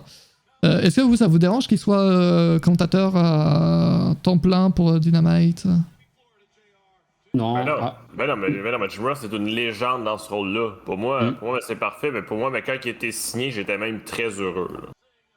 Après, c'est vrai que des fois, voilà, tu te dis peut-être que il commente un peu trop à l'ancienne, mais c'est normal. C'est une personne à l'ancienne. C'est une personne à l'ancienne, Jim Ross. Donc moi, voilà, je mets un peu de l'eau dans mon vin, on va dire. Donc voilà, Jim Ross, c'est une très très grande légende. Et il faut avoir une légende comme ça aux commentaires. Et pourquoi pas un jour la EW qui ferait venir Mauro Ranallo. Mauro Ranallo, ça me plairait énormément de le voir à la EW. Après, voilà, il préfère se concentrer sur les sports de combat, boxe, UFC. Mais pourquoi pas faire venir Mauro Ranallo un jour pour prendre la succession de Jim Ross. Mais en tout cas, moi, Jim Ross, voilà, je lui souhaite d'être là pendant très très très longtemps. Comme moi, quand je dis Damien Priest, Punishment Martinez, ça m'arrive, voilà, comme nous, ça peut nous arriver. Mais lui, c'est son taf après. Voilà, oui, c'est son taf, mais il a vécu tellement de gros moments et même tellement à la télévision quasiment presque tous les jours, on va dire, même à l'époque de la WWE, il était très très très souvent à la télévision, sans compter les pay-per-view. C'est un truc de fou. Tous les noms qui doivent te traverser sur la tête et surtout plus de 20 ou même 30 ans à la WWE. Tu as tous les noms qui te passent à la WWE. Au moment de dire, il a tellement dit au revoir, on se retrouve la semaine prochaine pour Monday Night Raw. C'est normal, WWE Dynamite Up. Voilà, sa tête, elle est partie. Donc, il avait commenté voilà, Impact, si tu parles de Mauro Ranallo, il avait commenté le main event. Je sais plus quel match, Kenny Omega contre... Impact à Rebellion, Rich Swann versus voilà. Kenny Omega pour unifier les ceintures. Voilà, c'est drôle, voilà, ça permet de faire des... Après, ça par contre, ça peut être chiant, je pense, pour l'AEW. Alors un show parfait, à la fin de ton show, Ça parle de quoi sur Twitter? Ça parle de Jim Ross qui dit double Dynamite, quoi. C'est ça, je pense que ça doit être chance ça pour la W. Mais j'imagine aussi la réaction que, genre, je sais pas, Tony Khan doit avoir quand il entend ça, tu vois. Je sais pas comment il réagit. Il doit en rire, je pense, Tony Khan. Je pense qu'il doit en rire, mais j'aimerais bien avoir genre le face-à-face entre Vince McMahon et Tony Khan pour ce qui est des réactions. Après, si c'était Vince, comme l'a dit Antoine, c'est sûr que le mec, j'irai pas dire jusqu'à se faire virer, mais arriver à la gorilla position, il se fait incendier. T'as un Sodo là qui lui attend. Ah oui, il se fait fracasser. Vince énervé qui l'attend. T'inquiète pas, comme Sami Zayn. Vous vous vous souvenez, lorsqu'il a eu le Electric Chair, où il a cité l'AEW, Sami Zayn, il s'est fait vraiment crier dessus, remonter les bretelles, pas content du tout. Les personnes, déjà Vince McMahon et même les personnes autour de la WWE qui n'étaient pas contentes de citer l'AEW. Donc, moi, je serais pas surpris qu'un jour, une personne dérape à la télévision à la WWE et se fasse virer. Comme l'a dit Antoine, c'est vrai que ça peut arriver. Hein. Ah bref, c'est un petit moment drôle. Rien de plus. Jonathan n'a pas mis de flop, donc toi, t'as tout aimé, toi, cette semaine. Toi, le Great American Bash hier était très bon. Danny, sans spoil, voilà, pour ceux qui n'ont pas regardé. Moi, je l'ai pas vu, moi. Toi, tu l'as pas vu, donc comme ça, tu pourras pas spoil. Non, mais je me suis fait tout spoiler déjà, tu vois. Ça fait quoi, alors tu vas sur Instagram, tu vas sur Twitter, sur n'importe quel réseau social, tu te fais spoiler. Premier post, spoil. Deuxième post, spoil. Que des spoils. T'as vu tout le show sans le voir. Je te jure, c'est ça, en fait. Donc moi, personnellement, ça me dérangerait pas que Catch News me spoil un show, tu vois, une image où le mec il perd, tu vois, ce que je vais faire. Impact, prochain pay-per-view, je spoilerai tout le monde. Ah, je rigole. Mais non, Antoine, juste ton avis sur le show sans spoil. C'était bien. Comment ça, c'était bien? Non, mais tu l'as pas vu? Bien, mais... Oui. Ben oui, je l'ai vu. Ok. Mais non, mais j'ai pas le droit de dire que c'était bien, mais je comprends pas. Non, j'aime pas, ta réaction elle est bizarre. Non, mais c'est que c'était bien, mais sans plus. C'était bien, mais sans plus. Aïe. Ok. T'as pas de... Non, parce que je sais pas quoi dire, parce que je suis un peu nerd sur le show. Je veux dire, c'était bien, mais sans plus. Ok. Et il y a un moment, je vais juste parler de ça, mais c'est pas forcément spoil. Moi, il y a eu un concert pendant le show, là. C'était quoi ce bordel? Ben, justement. C'était bien, mais sans plus. C'était bien, mais il y avait ça. C'est un concert de qui? Je sais pas, je crois que t'avais des catcheurs. Non, mais du clan Hit Row, parce que le clan Hit Row, c'est de la musique, un clan de catcheurs, puis aussi de rappeurs. Donc oui, ils ont fait un extrait musical, il était quand même assez long. Moi j'ai bien aimé, je me suis ambiancé. J'avais le show juste à côté de moi pendant que je jouais à Rocket League et j'étais bien. J'avais une petite musique comme ça, ça me mettait dans l'ambiance. Je dis, elle dure longtemps cette entrée. Ouais. Et puis, surtout que j'avais pas reconnu les catcheurs. Pour moi, c'était un vrai musicien. Puis aussi, qu'est-ce que j'ai eu de la difficulté, c'est qu'on dirait qu'ils ont plus hypé le show de la semaine prochaine que le show qu'on a eu de Great American Bash. Bon. Ok, voilà. Et quoi la semaine prochaine? Antoine, Great American Bash, c'est sur 2 jours. Non. Non, même pas. D'accord. Non, c'était... Oh, c'est stop. C'était juste sur 2 jours, mais l'an dernier, pour faire concurrence à la AEW qui était sur 2 jours. Je sais pas si tu t'en rappelles. Ouais, moi je pensais que la semaine prochaine ce serait Great American Bash aussi en fait. Non. Juste, du coup, qu'est-ce que je voulais dire? Si NXT, ils font rien par rapport aux fans, il n'y a rien de. Là, du coup, la WWE revient sur la route, main roster également du côté WWE. Pour non, NXT, il n'y a rien de. Jamais sur la route. Non, mais je sais bien, mais peut-être plus de fans ou j'en sais rien, tu vois. Ah, mais présentement, il y a déjà plus de fans qu'avant, mais si tu regardes dans le Capital Wrestling Center. Ouais, depuis le takeover. Ou je sais pas, genre revenir à la full say. Je pense que ça se fera en fonction du main roster. Déjà, ils vont s'occuper du main roster et dès qu'ils seront bien installés, ils vont s'occuper de NXT, surtout que ça fonctionne bien, tu vois, comme ça pour l'instant. Donc, pourquoi pas revenir lorsqu'ils seront bien installés, peut-être pourquoi pas en septembre. Je pense d'ici septembre, ça va bouger, je pense. Ok. Puis la salle actuelle est beaucoup mieux, mais que Full Sail. Je veux dire sérieusement, mais Full Sail à côté de la salle actuelle, Full Sail fait très cheap. Là. C'est vrai. Ah, c'est vrai que. Mais moi, du coup, je me demande s'ils vont revenir à la Full Sail un jour, en fait. Ouais, c'est ça. Ils vont peut-être rester à la Capitole. C'est ça qui. La pandémie, elle a fait beaucoup de mal, tu vois, mais il y a aussi des choses positives parce que la WWE, là, par exemple, d'après les rumeurs, Bon là on va avoir de nouvelles scènes pour le retour des fans, mais on va également avoir, apparemment il y aura des pyros jamais vus. Moi je suis en train de me demander s'ils vont pas mettre des pyros entre les fans, tu vois, genre comme il y a actuellement au Power Center, au Fandom. Moi je pense pas. Donc, Moi je pense pas, parce que s'ils font ça, il faut qu'ils coupent des sièges, donc je pense pas. non, je pense pas non plus, mais peut-être tu vois des pyros, je sais pas, au plafond, ou j'en sais rien, tu vois. Bref, apparemment il y aurait des pyros qu'on a jamais vus, donc à voir. Mais ouais, aussi, du coup, il y a des choses qu'on n'aurait jamais vues en temps normal et qu'on aura là. Et aussi, Mathias, voilà, en plus, je t'en avais parlé, je sais plus c'était quand, mais on parle beaucoup du retour des fans, mais on a hâte de voir les nouveaux stages, parce qu'ils avaient dit qu'ils allaient avoir des nouveaux stages. Donc, ça va être... J'ai hâte, vraiment, ma hype est de 15 sur 10 pour ce Mayhem. C'est quoi des pyros? Alors, c'est des pyros avec un Y. C'est des feux d'artifice, tout simplement. C'est des feux d'artifice qu'il y a dans les shows. Justement, Danny parle des top 50 des meilleures équipes, il me fait une transition qui est super bien, là, boum. Ah là là, ce top 50, la WWE qui a fait son top 50 des plus grandes équipes de l'histoire. Hein, autant du top 50 au top 42, tu vois, du top 50 au top 42, du top 50 au top 2, c'est discutable, autant au top 1, est-ce qu'il y a une personne qui est d'accord avec ça? Alors juste, je vais vous dire quelques noms, je vais pas vous dire tout le top 50, mais par exemple, on retrouve par exemple Batista Ric Flair 43e, les M&M 42e, Randy Orton Edge 40e, t'as Ciampa et Gargano 38e, Jericho Big Show, je sais qu'il y en a quelques-uns qui aiment bien cette équipe ici, 35e, les Street Profits 33e, alors que les mecs ils ont fait leur début il y a 2 ans au main roster.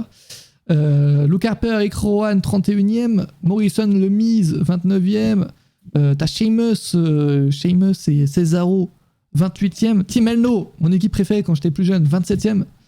Bref voilà, t'as Los Guerreros 25e, The Shield, moi j'ai beaucoup aimé, ça je suis déçu, 22e pour le Shield, alors que je l'aurais mis dans le top 10 facilement. La DX également 21e, l'Undisputed Era 20e, genre l'Undisputed Era qui est meilleur que la DX selon WWE. Bref, voilà, je vais descendre un peu les Mega Powers, 13e, et ensuite le top 10, donc c'est British Bulldogs 10e, Kane et Undertaker 9e, The New Age Outlaws 8e, prononciation de merde effectivement, les Usos 7e, Legion of Doom 6e, les Dudley Boys 5e, Edge et Christian 4e, la Hart Foundation 3e, les Hardy Boys 2e et première, The New Day qui a voté WWE, c'est pour ça que c'est biaisé. Après, là où il est bizarre ce classement, c'est que ils font pas la différenciation entre factions, groupes et équipes 1 contre 1. Parce que si tu regardes bien, ils différencient certaines factions et groupes, mais d'autres, ils ne différencient pas. Par exemple, Triple H et Shawn Michaels, si tu regardes bien, DX, pour eux, c'est que Triple H et Shawn Michaels. Ils n'ont pas mis le groupe en entier, tu vois. Donc voilà, en fait, ils ont différencié certains catcheurs, ils n'ont pas fait cette différenciation chez d'autres catcheurs. Comme par exemple le New Day, tu vois, ils sont 3, comme d'autres catcheurs, tu vois, la Hart Foundation, beaucoup d'autres équipes, voilà, ils ont fait des différenciations quand ça les arrangeait. Donc c'est vrai que c'est, voilà, où c'est vrai qu'il n'y a pas la Nexus, il n'y a pas, voilà, après ça dépend, c'est tellement vaste. Comment ? C'est vrai qu'il n'y a pas la Nexus, oui, t'as raison. Après, voilà, après, c'est tellement vaste ce qu'ils ont fait. Voilà, Greatest Tag Team, ils ont tout mélangé en fait. Les groupes et les personnes qui sont devenues championnes par équipe et qui ont formé un groupe à part entière à un moment donné. La démolition est 11e, Danny. Alors, ce top 50, c'est fait par WWE. Donc, c'est-à-dire que si vous regardez les top 10 qu'il y a sur YouTube, par exemple, de WWE, quand ils te mettent les top 10 des moments les plus extrêmes, ils vont te mettre dans le top 3, ils vont essayer de te caser un moment récent, tu vois. Mais ils ont fait la même chose en fait pour le New Day. En gros, pour ce qui est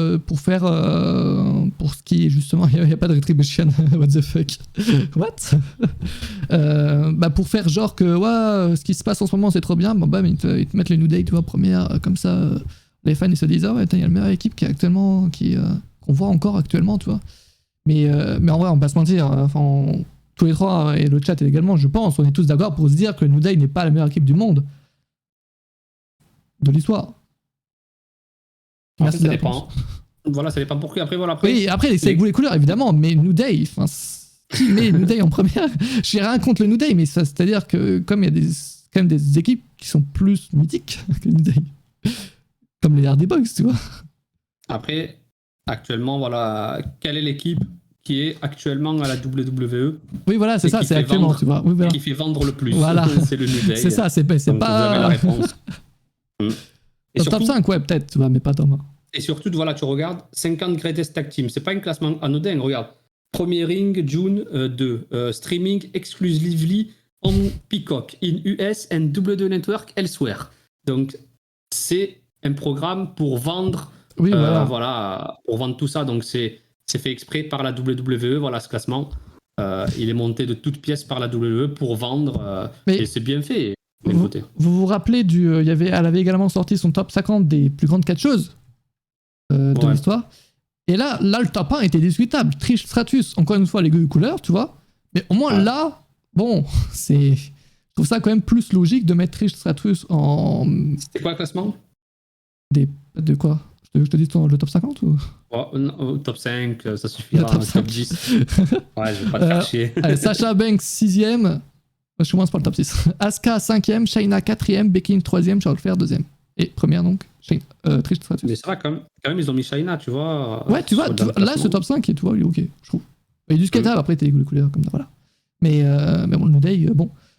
Donc, Non, mais c'est sûr que le New Day, c'est sûr que c'est discutable, là, mais c'est une équipe actuelle, mais c'est aussi l'équipe avec le plus long règne de champion par équipe de l'histoire de la WWE. Je veux dire, je pense qu'il ne faut pas exclure ça non plus. Donc, je Mais pense est-ce pas que que c'est ça fait- basé.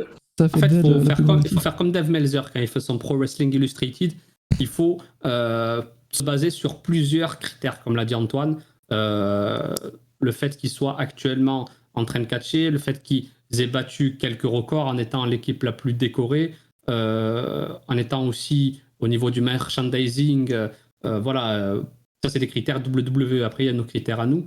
Donc voilà, après par rapport à ça, voilà, faut pas s'émouvoir de ce classement-là. Tous Les autres sont classements- 7ème. Hmm. Quand je répondais à la 5, vas-y, continue, vas-y.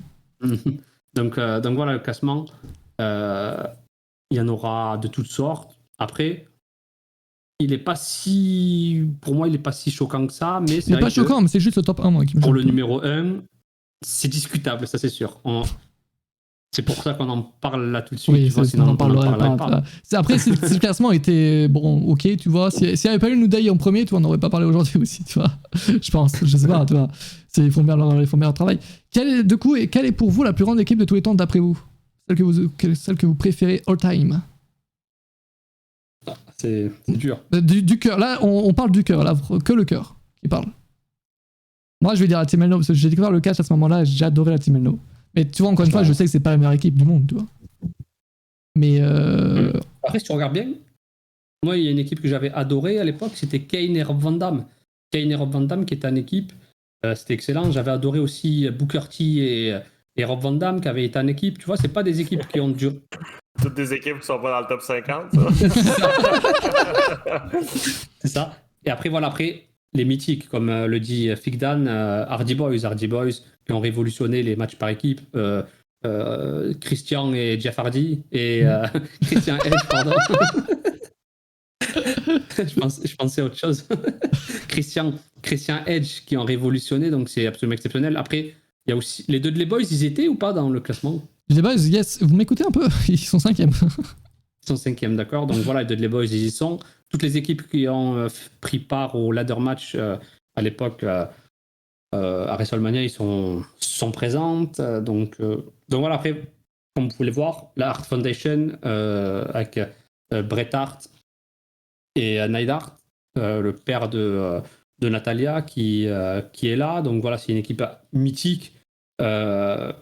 Donc Legion of Doom qui sont là, Road Warrior. Il y a quasiment toutes les équipes, on va dire, qui sont représentées. Après, le classement, c'est en fonction, voilà, comme tu l'as dit, Mathias, de l'époque à laquelle où tu as regardé le catch. Ouais, c'est ça. Mais voilà, par exemple, Lem, pour qui le New Day c'est bien parce que c'est sa génération, encore une fois. C'est comme moi, avec, par exemple, la Team Elno, tu vois, j'ai découvert le catch à ce moment-là, c'est la nostalgie qui parle. Mais le problème, c'est que la WWE est censée connaître, enfin, avoir vu toutes les équipes de sa fédération, tu vois. Donc. Oui. Non, mais mets-toi à la place de la WWE. Là. New oui, Day New est Day, ça fait l'équipe avec vraiment, le plus long règne. Donc, par défaut, c'est ta meilleure équipe. Ouais, je sais pas comment réfléchir, j'en ai aucune idée. Beaucoup s'intéressent aux stats et tout, donc si tu regardes les stats, New Day, c'est comme l'a dit Antoine, c'est le Bon, numéro sur 1. les stats, je pense qu'il doit y avoir une autre équipe. Alors, si tu as toutes les stats, je pense que bon, t'as le plus long règne, mais t'as pas que ça comme stat, quoi. Bon, bref, Osef, quelle est votre équipe préférée du coup? Du classement ou... Non, de tout. Mais Jugurta a répondu, mais tu l'écoutes pas, Mais Mathias! toi, réponds-toi! Non, mais moi, écoute, j'ai toujours un penchant pour Evolution ou la Art Foundation. Donc voilà. Et moi, j'aimais beaucoup les Steiner Brothers. Ils les ont mis dans le classement en plus. Je crois, ouais, je les ai passés tout à l'heure, mais... Ouais, ils les ont mis j'essaie de entre la chercher, 10e et 20e place, non? Ils sont 17e. Ouais. Donc voilà, ils ont mis les Steiner Brothers. En plus, Mathias qui les a découverts aussi quand tu regardais 93. Il va falloir vite que je me dépêche à regarder 94. Si tu t'en souviens, c'est là où on a découvert qu'ils faisaient du paint. Oui, ils font du paint. Est-ce que le chat vous en rappelez, vous? L'année 93, je sais pas si c'est la seule année ils ont fait ça. C'est 2 fois dans l'année. Hein, là, ils ont continué après. Ils ont continué après. T'as les mecs, je crois que c'est pendant les pay-per-view en plus, t'as un mec qui, c'est un arrêt sur image, il te fait du paint en live. C'est ça. Il te dessine, il te contourne le catcheur, et ils font une flèche pour dire tiens, il allait là. La prochaine image, c'est ça. C'est la palette tactique avant l'heure.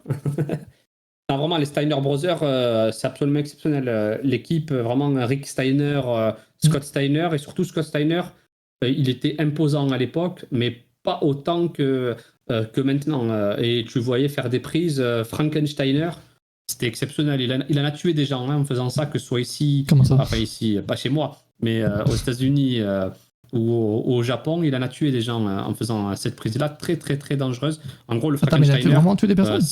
C'est un Hurricane Radar, enfin il les a tués. On avait l'impression qu'elle retombait vraiment sur la nuque et ça faisait très mal. Ne dis pas ce genre de terme, on va se faire ban. Non, voilà, c'est une façon de parler. Donc voilà, sinon pour les Steiner Brothers, une équipe assez légendaire. Donc voilà, moi je dirais plus les Steiner Brothers, allez. Voilà. Allez, ok, c'est parti. Donc moi, Team Elno, évolution pour Antoine et les Steiner Brothers. Je prononce très mal. Les amis, c'est l'heure. Vous savez de quoi c'est l'heure? C'est l'heure des good news de Jugurta. Good news. C'est l'heure des good news. C'est l'heure des good news. J'adore ce Jugurta. Ça fait longtemps en plus qu'on l'avait pas eu. On va aller à Montréal, tiens, pour la première. C'est ça. Une nouvelle fois, on va commémorer un événement. Et après, c'est dommage parce qu'ils auraient pu capitaliser sur ça et transformer Kane en véritable monstre, mais ils n'ont pas capitalisé. Et voilà, au final, ils n'ont pas raté, mais ça aurait pu être le moment, de donner la ceinture quelques mois plus tard à Kane. Mais après, ils l'ont donné bien plus tard. Et là, une nouvelle fois, effectivement, c'est 8-0, effectivement. Il y a 25 ans cette fois. Il y a 25 ans, regardez ce qui s'est passé. La promo où l'industrie du catch a changé et surtout où Hulk Hogan, j'étais encore sur Steve Austin, Hulk Hogan a rejoint Scott Hall et Kevin Nash pour faire cette fameuse promo. Le New World Order était né. Donc Hulk Hogan avait fait son heel turn il y a 25 ans. Il y a 25 ans, les amis. Qui était né il y a 25 ans ici, hein? Exceptionnel. Moi, j'étais né, j'avais 4 ans. T'étais né, toi, Antoine, ou pas? Moi, j'aime mieux pas en parler, malheureusement. On peut pas piéger un Canadien. On ne peut pas. Je l'ai déjà eu une fois. Il fallait être là, gros. Mais non, mais tu sais, Mathias, je m'aurais pu me demander simplement si j'étais dans la foule pour le Austin et Kane, mais non. T'as pas. Hey, non. Tu étais dans la foule ou pas? Trop tard. C'était Antoine qui tenait la pancarte. Tu es beau, Kane. On n'a pas vu, mais il y avait une pancarte saine également à cette époque-là. Et oui, il a dit tu es beau, Kane, mais n'oublie pas, j'ai le OnlyFans Sexy Boy Anto. Voilà, question la semaine prochaine, il a dit. J'avais 5 ans, mais le catch avant NT1, je connais pas. J'avais 5 ans, mais le catch avant NT1, d'accord. Moi, c'est Kane Chauve que j'ai connu. Moi, j'ai connu le Kane avec le masque. Kane masque, avec la Temello, quoi. Non, mais c'était Kane Mask, mais quand Kane est revenu. Kane l'a remis. Oui, c'est l'autre masque. Oui, précise. Non, pas le Kane. Non, pas. Parce que sinon, on va croire que tu es né dans les années, Ouais, en fait, j'ai un masque. les années 90. En fait, 96. j'ai 70 ans, les mecs. NWA.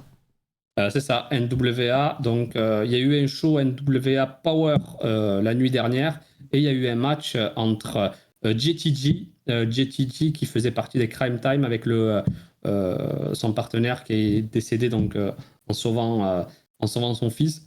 Oh. Donc, Ah oui, oui, Donc- oui, oui, oui, ok, putain. oui. Je me rappelle plus. Moi, ce trou que j'ai eu. Donc, Donc, Chris Masters avait rendu ce titre à la NWA et le titre avait été rendu vacant et il est revenu ensuite.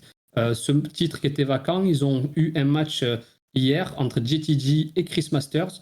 Chris Masters donc a remporté ce match et donc a récupéré ce titre-là qu'il avait rendu vacant quelques mois auparavant. Donc le voilà, le nouveau champion national heavyweight de la NWA Chris Masters. Donc voilà, des nouvelles du Masterpiece. ça fait plaisir, ça fait plaisir. Il y a des personnes qui suivent la NWA ou pas dans le chat, là? Oh, une vieille photo, là, par contre. Une vieille photo de Bret Hart et de Eh oui. Jim. C'est ça, Jim de Endville Neidhart. On a vu tout à l'heure que la Hart Foundation était dans le classement des meilleures équipes du top 50, donc des meilleures équipes de l'histoire de la WWE. Et là, regardez, Bret Hart fêtait son anniversaire il y a quelques jours, 64 ans. Donc voilà, une belle image, Bret Hart avec Jim de Endville Neidhart, qui est le père de Natalia. Donc voilà, très très belle image d'archive. C'est beau, ça, ce genre de... Ça, j'adore tes Good News. On devrait changer hein, le nom de toi. Ah oui, la spécialité. Oui. À ton avis, Antoine, qu'est-ce que c'est? Un décès. Oh non, t'avais une chance sur trois. T'avais une chance sur trois. Quoi que là, Décès ou t'as deux ND2. spécialités en une. En spécialité, t'as alcool, le rock et les décès. T'en as deux en une, là. C'est le ACDC. Mais non, mais The Alcool Rock et n'est pas décès. décédé. Non, mais le rock, il y a de l'alcool. Ça s'appelle le ACDC. Alcool, ACDC. Oui, bon, les c'est bon, on a décès. compris. Voilà. Putain. Donc voilà, ça c'est ce que je fais moi le soir. Voilà, je sirote. Voilà, quand il va être paro, vous savez ce qu'il fait. Voilà, une petite Teremana. Moi la bonne chose, c'est que je peux pas les conduire. Tu vois, comme une certaine personne qui se fait arrêter par les flics. Donc, moi, je reste bien tranquillement. Il aurait dû faire ça. Rester bien tranquillement au chaud, comme moi, siroter sa Teremana en regardant autre chose que roux. Donc voilà, The Rock qui sirote sa Teremana tranquillement. Ah oui, c'est vrai qu'il y a une good news avec Dana Brooke là qui se. Attends, je sais plus, j'ai pas suivi. C'est pas. C'est qui ça? C'est qui Dana Brooke? Qui est cette personne? Elle se marie bientôt, c'est ça, je crois. Ah, d'accord, ok. Bref. Ah ouais, c'est fiancé. Elle s'est fiancée, oui, donc elle se marie bientôt. Ouais, mais bientôt, ça peut arriver dans 2 Oui, ans, c'est 3 vrai. ans, dans un an. 10 ans. Ouais, C'est vrai, c'est vrai. Ah bah on va revenir sur NWA. Cette fois-ci en 1950. Voilà, une belle image et dédicace à Nya Nya Nya. Nya Nya Nya, donc là on parle de Lutes, c'était en 1950, c'était il y a 2 semaines, mais comme il n'y a pas eu de good news depuis, donc voilà, je l'ai gardé. Et bien sûr, le légendaire, le vrai Nature Boy, le premier Nature Boy, c'était Buddy Rogers, comme nous le dit souvent Nya Nya. Donc là, c'était un match Lutes qui défendait son titre NWA contre le Nature Boy Buddy Rogers. Regardez à l'époque. Hein. C'est le post Donc, Insta voilà. hein, qui date d'il y a 2 semaines, hein, pas la vidéo. Comment? Non, voilà. La NWA, vous inquiétez pas, c'est en 4K, HD, tout ça. Donc... regardez, il s'étrangle avec les cordes. Voilà. Donc, Lutes et Buddy Rogers, il nous en parle souvent, Nya Nya. Donc, n'hésitez pas à consulter. Il y a des Il a fait sur son. Catch News. Oui, il y a des chroniques sur ça sur scène. Ouais. Et son compte Twitter, je le suis également là, ce qu'il fait, c'est incroyable. Ah oui, en ce moment, Il est chaud. il a repris. Ça fait quelques jours, une semaine ou deux, qu'il reprend voilà, les Il est chaud, il est petites chaud. chroniques. Et c'est pas mal du tout. Et surtout, allez sur Catch-News. Il y a plusieurs chroniques de Nya Nya Nya. Avant de vous endormir, lisez tout ça. C'est pas mal. Pour vous endormir, je disais ça. Non, je rigole. Antoine, juste avant d'arrêter le live, tu voulais nous parler du Shaq et du Big Show. Ouais, ben écoute, si tu veux qu'on parle de ça, ok, mais je Bah pense ouais. aussi qu'après on pourrait faire une petite tournée sur d'autres news là, avant de finir, là, parce que je pense aussi que le plus gros sujet vont terminer. mais oui, donc le match qu'on n'a jamais eu à la WWE, on va clairement l'avoir à la WWE finalement.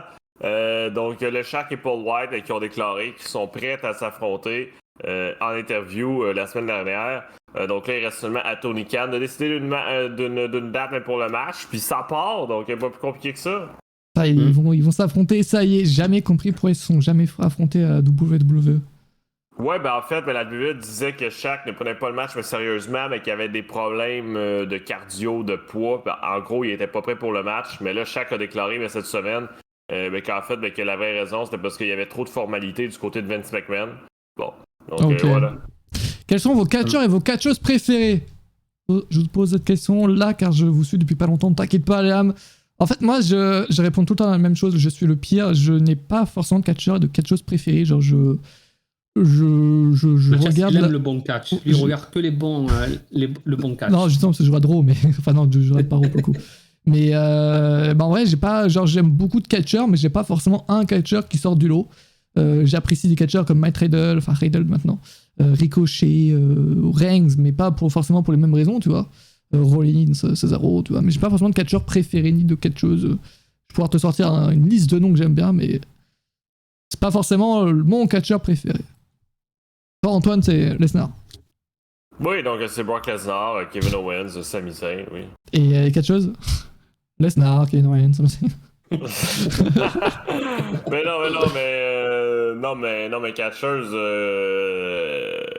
mais catcheuse, ma grande préférée, ça a été toujours Trish Stratus, 100% satisfaction. Mais là, je suis la vague un peu, et là, ma préférée, c'est Britt Baker. Britt Baker. Et toi, ah si, il y a Amal, c'est ma catcheuse préférée, évidemment. Amal, du côté de NXT que j'adore. Jugurta? Ouais, ça dépend des fédérations. En fait, Oh là là. voilà, je voulais te poser une question. Quelle fédération suis-tu WWE, voilà, quel show regardes-tu chaque semaine donc voilà, sinon pour les catcheurs, déjà il y a AJ Styles, ça c'est sûr. Voilà. Il y a Chris Jericho, il y a Kenny Omega, il y a Seth Rollins que j'aime beaucoup. Après voilà, si on va au Japon, voilà, il y a Miyu Yamashita, il y a Kota Ibushi, il y a Shingo Takagi. En parlant de ça, samedi et dimanche, il va y avoir donc les deux premiers shows Summer Struggle de la New Japan. Donc l'été commence et l'été sera chaud du côté de la NJPW.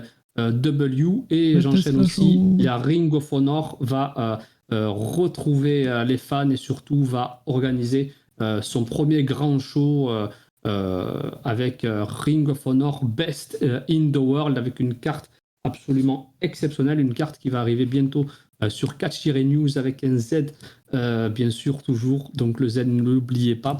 Et lui, il est fort pour allonger ses phrases. C'est dire pour rien dire, mais il est très très fort.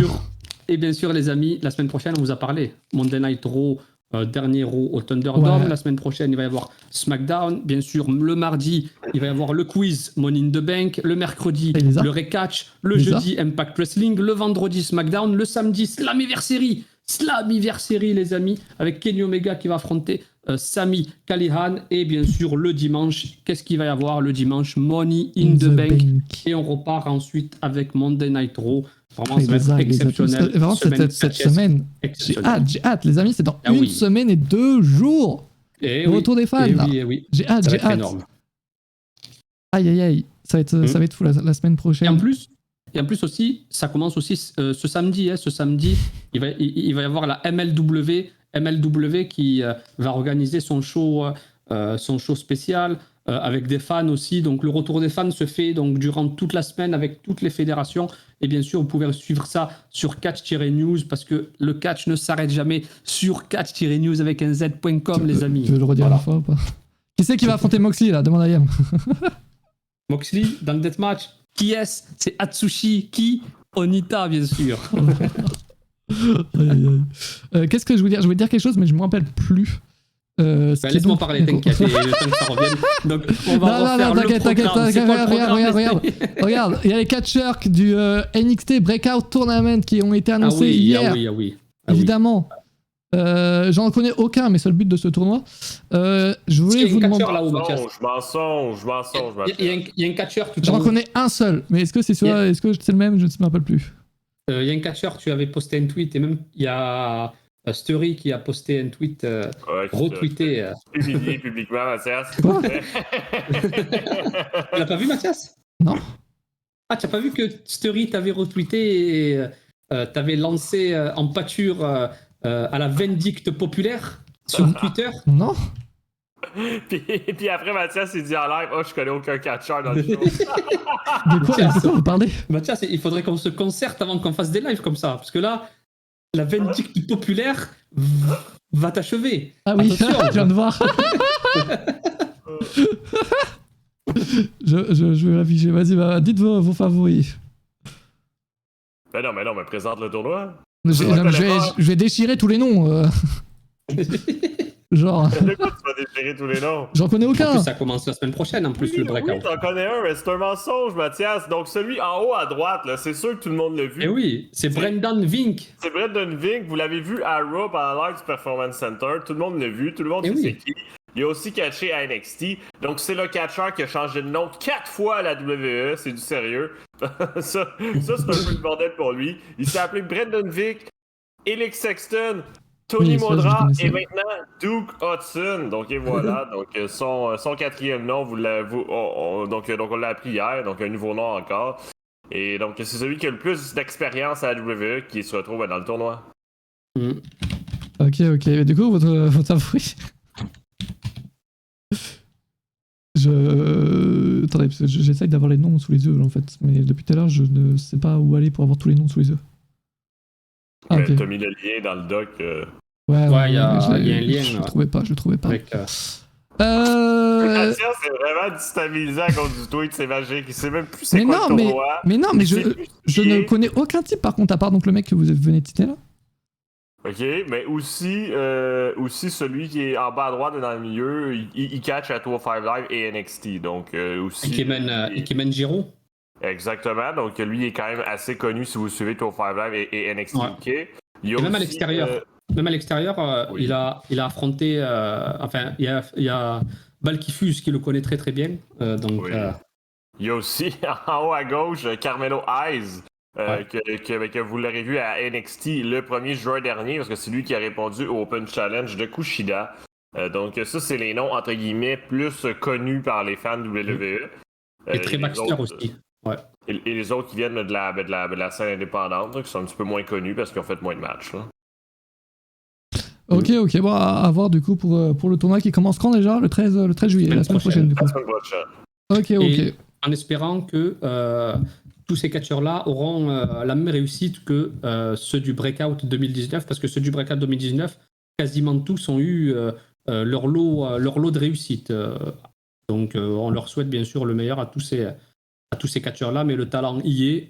Il va falloir transformer l'essai et on verra ça. Très bien les amis. Ben voilà, c'est la fin de ce petit live du mercredi. Et effectivement, ouais, c'est le mec qui a fait équipe avec Shane Storm, ouais. Il y avait pas un mec également qui avait fait un match. Il s'appelait comment celui qui avait fait ses débuts, je pense, dans le main roster contre Sheamus à SmackDown. C'était au Performance Center. Et il y avait une rumeur en disant justement que Vince McMahon l'aimait beaucoup, sauf qu'on l'a plus du tout revu. Donc. Mais non, mais blague à part, mais le problème de Brendan Vink, là, pour ceux qui s'en rappellent, là, c'est que qu'est-ce qui est arrivé? Il était vraiment censé être pushé, mais Vince McMahon a viré Paul Heyman de Raw. Je sais pas si vous en rappelez. Là. Ah oui, c'est vrai qu'il y a eu tout ça, oui. Exact, donc c'est au même moment aussi que Aleister Black devait être pushé, mais lui aussi il s'est retrouvé complètement oublié. Donc en fait, la rumeur en question était vraie, mais c'est que le problème, c'est que le directeur de Raw a été changé. Donc tout a été annulé et tout a reparti à zéro. Donc c'est pour ça. Effectivement. Non, c'est pas Humberto Carlos. C'est un nom qu'on n'a plus revu depuis. Genre, il avait fait un match. Il s'est fait squash par Sheamus à SmackDown. Faudrait que j'aurais de le retrouver avant la fin de live, les amis. Comblé. Ouais. Donc, je rappelle mon Snapchat, c'est pour les intéresser.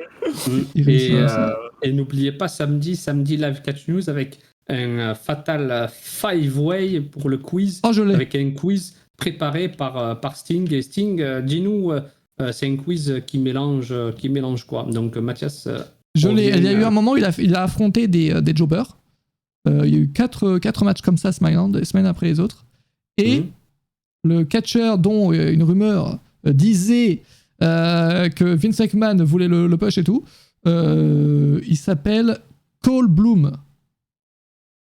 Voilà. Ah oui, donc lui, on l'a vu